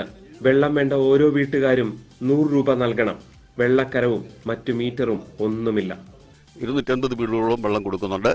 അവർക്ക് എന്നും വെള്ളം കിട്ടുന്നുണ്ട്. ഒരു പരാതിയുമില്ല. മാത്രമല്ല ഈ പടിഞ്ഞാറൻ ഭാഗങ്ങളിൽ ഈ പാടശേഖരമാണ്. പാടശേഖരം വന്ന വിളക്കുമരം, വേമ്പനാട്ട് കായലൊക്കെയാണ് അവിടെ വെള്ളം ഒട്ടും ആളുകൾക്ക് കുടിവെള്ളമില്ല. അവിടം വരെയൊക്കെ ഈ കുളത്തിൽ നിന്ന് വെള്ളം എത്തിച്ചു കൊടുക്കുന്നുണ്ട്. അവരുടെ കുടിവെള്ള സ്രോതസ്സാണിത്. രാവിലെ 6:30 ഒന്നാമത്തെ മോട്ടോർ ഓൺ ചെയ്താൽ കുന്നുംപുറം പ്രദേശത്തേക്ക് വെള്ളമെത്തും. ഉച്ചയ്ക്ക് 2 മണിക്ക് വാലേക്കടവിലേക്കാണ് വെള്ളം പമ്പ് ചെയ്യുന്നത്. വേനൽ വരുമ്പം എല്ലാവർക്കും കിട്ടാറില്ല. അല്ലാത്ത സമയങ്ങളിൽ ഈ പറഞ്ഞ 250 വീടുകളിലും വെള്ളം അവർ ഉപയോഗിക്കുന്നുണ്ട്. ഒരിക്കലും പറ്റിയിട്ടില്ല. ഇപ്പം ഇവിടെ കണ്ടല്ലോ, ഇപ്പം ഈ കടുത്ത വേനലിലും ഇത്രയും വെള്ളമുള്ളൊരു അടുത്ത സ്ഥലങ്ങളിലെങ്ങും കാണുകയില്ല. രാവിലെയും വൈകിട്ടും വെള്ളം പമ്പ് ചെയ്യാൻ തങ്കമ്മ എന്ന വീട്ടമ്മയെ വാർഡ് തല സമിതി ഏർപ്പെടുത്തിയിട്ടുണ്ട്. ഇവർക്കും കൃത്യമായ പണം നൽകിയാണ് കമല നീരാഴി ഇന്നും നാട്ടിലെ 1ാം തരം ജലവിതരണ സംവിധാനമായി പ്രവർത്തിക്കുന്നത്. ഇമ്മാനുവൽ തോമസിനൊപ്പം ജി ശ്രീജിത്ത്, ന്യൂസ് 18, കോട്ടയം. നമ്മുടെ നാട്ടിൽ ഈ വനമേഖലയോട് ചേർന്ന് കിടക്കുന്നവരെന്നും ആശങ്കയിലാണ്. വന്യമൃഗശല്യം രൂക്ഷമായിരിക്കുന്ന സാഹചര്യമാണ്. ഇടുക്കിയിൽ അരിക്കൊമ്പനാണെങ്കിൽ കഴിഞ്ഞ ദിവസം തിരുവനന്തപുരത്ത് വെള്ളനാട് കണ്ടത് കരടിയെയാണ്. നമ്മൾ റാന്നിയിലേക്ക് പോവുകയാണെങ്കിൽ അവിടെയുള്ളവർ കടുവാ ഭീതിയിലാണ്. ഈ കടുവയെ കണ്ടെത്താൻ ഡ്രോൺ ഉപയോഗിച്ചടക്കം വനപാലകർ നിരീക്ഷണം നടത്തിയിട്ടും കടുവയെ കണ്ടെത്താൻ കഴിഞ്ഞില്ല എന്ന റിപ്പോർട്ടാണ് ഈ ഒരു ഘട്ടത്തിൽ പുറത്തുവരുന്നത്. കടുവയ്ക്കായി കൂട് സ്ഥാപിച്ചിട്ടും പിടികൂടാൻ കഴിയാത്ത സാഹചര്യത്തിലാണ് ഇങ്ങനെ ഡ്രോൺ ഉപയോഗിച്ച് കണ്ടെത്താനുള്ള ഒരു ശ്രമം വനംവകുപ്പിന്റെ ഭാഗത്തു നിന്നും ഉണ്ടായത്. കടുവയെ കണ്ടെത്താനാകാതെ വന്നതോടെ പ്രദേശവാസികൾ ഇപ്പോൾ വലിയ ആശങ്കയിലാണ് ആ മേഖലയിൽ. കഴിഞ്ഞ ദിവസം രാവിലെയാണ് പെരുനാട്ടിലെ ജനവാസ മേഖലയിൽ കടുവയ്ക്കായി വനപാലകർ ഡ്രോൺ നിരീക്ഷണം തുടങ്ങിയത്. കടുവ സാന്നിധ്യം കണ്ടെത്തിയ കോളമല, ബഥനി എന്നിവിടങ്ങളിലാണ് ആദ്യം തിരച്ചിൽ നടത്തിയത്. വിളക്കത്തറ, മമ്പറക്കുഴി എന്നിവിടങ്ങളിലും മുമ്പ് പശുവിനെ കടുവ ആക്രമിച്ചു കൊന്ന സ്ഥലത്തും ഇന്നലെ ഡ്രോൺ നിരീക്ഷണം നടത്തി. പക്ഷേ കടുവയെ കണ്ടെത്താനായില്ല. നിരീക്ഷണം തുടരുമെങ്കിലും കടുവയെ കണ്ടെത്താനാകാത്തതിൽ പ്രദേശവാസികൾ കടുത്ത ആശങ്കയിലാണ്. പട്ടി വരയ്ക്കുമ്പോൾ ഞങ്ങൾക്ക് കടുവ വരുമെന്ന് പേടിയുണ്ട്. ഞങ്ങളുടെ ആടുകളെയൊക്കെ മേയ്ക്കാൻ വിടുന്നുണ്ട്. പിന്നെ രാത്രി ഞങ്ങൾക്ക് ശരിക്കുള്ള ഉറക്കമില്ല. അന്നേരം കടുവ രാത്രി ശല്യം ചെയ്യുമ്പോൾ ഞങ്ങൾക്ക് വളരെ ഭയമാണ്. പിന്നെ ഞങ്ങൾ ഒത്തിരി താമസിച്ച് മാത്രമാണ് ഇതിന്റെ പ്രശ്നങ്ങളുള്ളതുകൊണ്ട് ഉറങ്ങുന്നത്. കടുവയുടെ സാന്നിധ്യം ആദ്യം കണ്ടെത്തിയ സ്ഥലത്ത് കൂട് സ്ഥാപിച്ച് പിടികൂടാനുള്ള ശ്രമം തുടരുകയാണ്. കഴിഞ്ഞ മാസം 3 പ്രദേശത്ത് 2 കന്നുകാലികളെ കടുവ ആക്രമിച്ചു കൊന്നതോടെ ക്ഷീരകർഷകരും ഭീതിയിലാണ്. എനിക്കൊരു 6 പശുവുണ്ട്. ഞാൻ രാവിലെ പൊതിയും കെട്ടി ഇതിനെ തീറ്റാൻ പോകും. വൈകിട്ടാണ് വരുന്നത്. ഞങ്ങളിപ്പം പേടിച്ച് പലരും കൂടിയാണ് പോകുന്നതും വരുന്നതും. എല്ലാവർക്കും പേടിയാ. രാജാപ്പാറ, തണ്ണിത്തോട്, പ്ലാപ്പള്ളി, റാന്നി എന്നിവിടങ്ങളിൽ നിന്നുള്ള 5 അംഗ വനപാലക സംഘം പ്രദേശത്ത് നിരീക്ഷണം നടത്തുന്നുണ്ടെങ്കിലും ഏതു നിമിഷവും കടുവ ആക്രമണം ഉണ്ടാകുമെന്ന ഭീതി കാരണം പുറത്തിറങ്ങാൻ കഴിയാത്ത അവസ്ഥയിലാണ് നാട്ടുകാർ. ഇപ്പം ദൂരസ്ഥലങ്ങളിലോട്ട് ഇപ്പം 4 മണി 5 മണി ആകുമ്പം ആൾക്കാരെ കൊണ്ടുവിടുന്നതും പിന്നെ ആശുപത്രി ഓട്ടം രാത്രിയിൽ ഇപ്പം എപ്പോഴാണെന്നറിയത്തില്ല ഒരാൾക്ക് അസുഖം വരുന്നത്. അപ്പോഴും പോകുമ്പോഴും കടുവയുടെ ആക്രമണം ഉണ്ടാവുമോ എന്നുള്ള പേടി. പിന്നെ ഈ വെട്ടുകാരാണെങ്കിൽ തന്നെ 6 മണിക്കൊക്കെ ഇപ്പോൾ 4 മണിക്കും 5 മണിക്കും പൊയ്ക്കൊണ്ടിരുന്നവർ ഇപ്പോൾ 6 മണി 6:30 ആകുമ്പോഴാണ് പോകുന്നത്. റാന്നി DFOയുടെ നേതൃത്വത്തിലാണ് ഡ്രോൺ നിരീക്ഷണം നടത്തുന്നത്. കടുവയുടെ സാന്നിധ്യമുള്ള പ്രദേശത്ത് കാട് വളർന്നു നിൽക്കുന്നതും ഡ്രോൺ ഉപയോഗിച്ചുള്ള നിരീക്ഷണത്തിന് തടസ്സമാണ്. ഡ്രോൺ നിരീക്ഷണം തുടരാനാണ് വനം വകുപ്പിന്റെ തീരുമാനം. ന്യൂസ് 18 പത്തനംതിട്ട. കഴിഞ്ഞ ദിവസം തൃശൂരിലെ ലളിതകലാ അക്കാദമി ആർട്ട് ഗാലറിയിൽ ഒരു ചിത്രശില്പ പ്രദർശനം നടന്നു. വളരെ വ്യത്യസ്തമായ ഒരു പ്രദർശനമായിരുന്നു. അതിന്റെ റിപ്പോർട്ടിലേക്കാണ് ഇനി പ്രേക്ഷകർ പോകുന്നത്. നിറവിസ്മയം തീർക്കുന്ന ചുമർ ചിത്രങ്ങളും ചിരട്ടയിലും മരത്തിലും തീർത്ത ശില്പങ്ങളും ഉണ്ടായിരുന്നു പ്രദർശനത്തിൽ. താണിക്കുടത്തെ സഹോദരന്മാരായ മണ്ണംപിള്ളിൽ നാരായണനും സഹോദരൻ പൊന്നപ്പനുമാണ് ചിത്രങ്ങളും ശില്പങ്ങളും ഒരുക്കിയത്.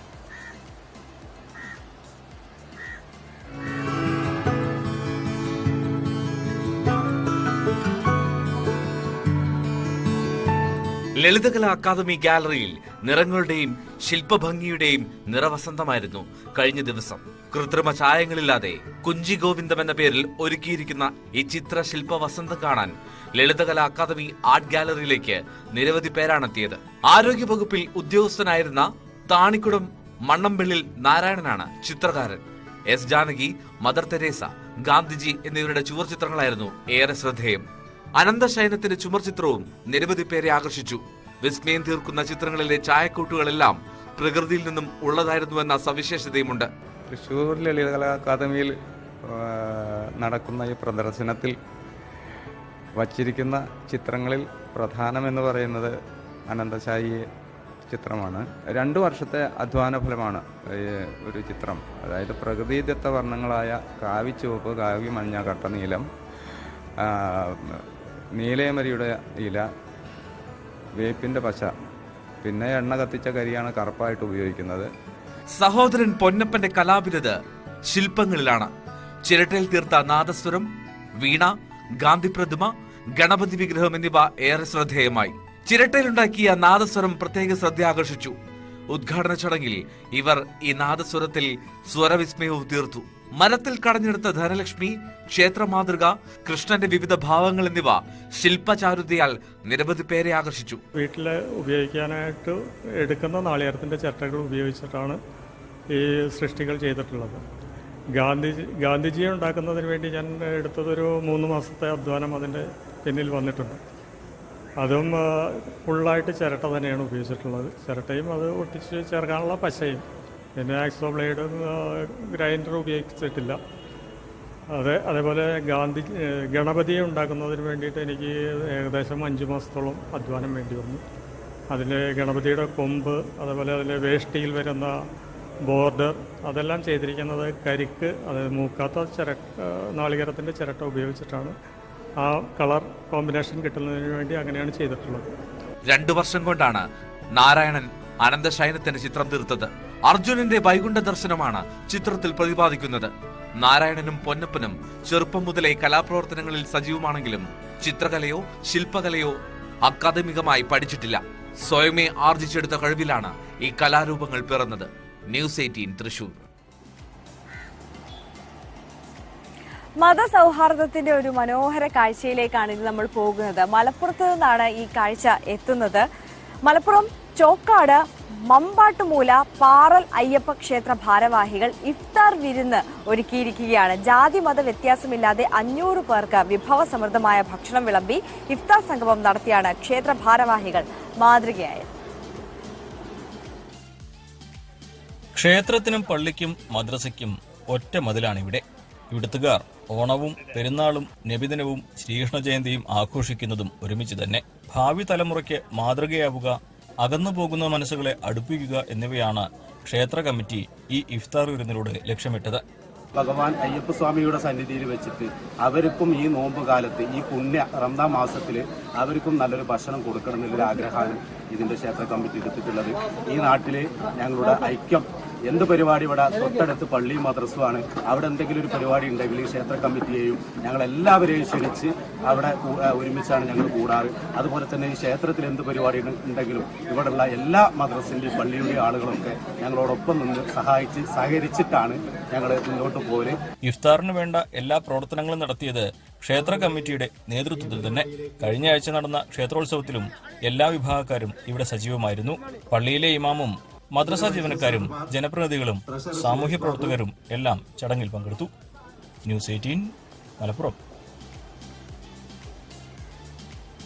അല്ലെ, റമദാൻ വിശേഷങ്ങൾ തുടരുകയാണ്. നാളെ ചെറിയ പെരുന്നാളാണ്. അതിനോട് ചേർത്ത് വായിക്കാൻ കഴിയുന്ന റിപ്പോർട്ടുകളാണ് ഇപ്പോൾ നമ്മൾ പ്രേക്ഷകരുമായി പങ്കുവയ്ക്കുന്നത്. വ്രതാനുഷ്ഠാനത്തിന് പരിസമാപ്തി കുറിച്ച് വിശ്വാസി സമൂഹം ചെറിയ പെരുന്നാളിന് ഒരുങ്ങുമ്പോൾ വിവിധ തരത്തിലുള്ള തൊപ്പികൾ വിപണികളിൽ നിറയുകയാണ്. ഒമാൻ തൊപ്പി എന്നറിയപ്പെടുന്ന തൊപ്പികൾക്കാണ് ആവശ്യക്കാർ ഏറെയുള്ളത്.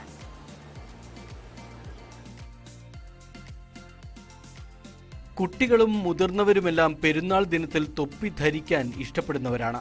അതുകൊണ്ട് തന്നെ പെരുന്നാൾ ആഘോഷത്തിന്റെ അവിഭാജ്യ ഘടകമായി മാറുന്നുണ്ട് ഇത്തരം തൊപ്പികൾ. മുൻകാലങ്ങളെ അപേക്ഷിച്ച് വിദേശ തൊപ്പികളാണ് വിപണിയിലെ താരം. 100 രൂപ മുതൽ 400 രൂപ വരെയാണ് ഗുണനിലവാരത്തിനനുസരിച്ച് തൊപ്പികളുടെ വില. ഒമാൻ തൊപ്പി എന്നറിയപ്പെടുന്ന തൊപ്പിക്കാണ് ആവശ്യക്കാർ ഏറെ. ഉയരം കൂടിയ തൊപ്പികളാണ് ഒമാൻ തൊപ്പികൾ എന്ന് അറിയപ്പെടുന്നത്. അടിഭാഗം ഒന്ന് ചെറുതായി മടക്കി അല്പം ഉയരം കുറച്ചാണ് കേരളീയർ ഉപയോഗിക്കുക. തായ്ലൻഡ്, ബംഗ്ലാദേശ് തുടങ്ങിയ രാജ്യങ്ങളിൽ നിന്നുള്ള തൊപ്പികളും വിപണിയിലുണ്ട്.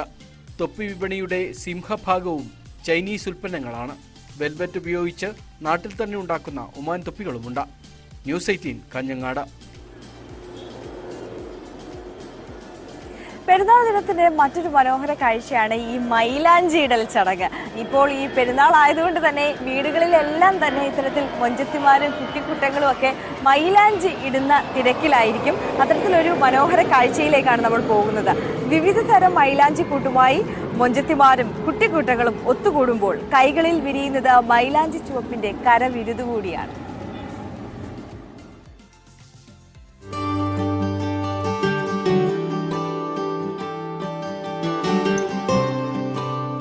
മൈലാഞ്ചി ഇല്ലാതെ പെരുന്നാൾ ആഘോഷമില്ല.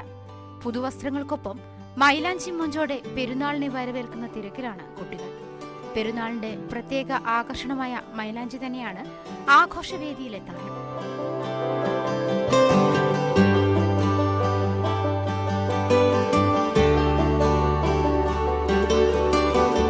പെരുന്നാളിന് മൊഞ്ചുകൂട്ടാൻ മൈലാഞ്ചി വിപണി സജീവമായി കഴിഞ്ഞു.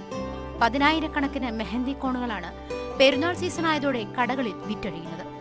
ഏതു തരത്തിൽ വേണമെങ്കിലും പെട്ടെന്ന് ഇടാവുന്ന കോൺ മൈലാഞ്ചികളാണ് വിപണിയിലെ താരം. ഓർഗാനിക്, നൈൽ കോൺ, ഹെന്ന കോൺ, ബ്ലാക്ക് ഹെന്ന തുടങ്ങിയ നിരവധി കോൺ മൈലാഞ്ചികൾ വിപണിയിലുണ്ട്.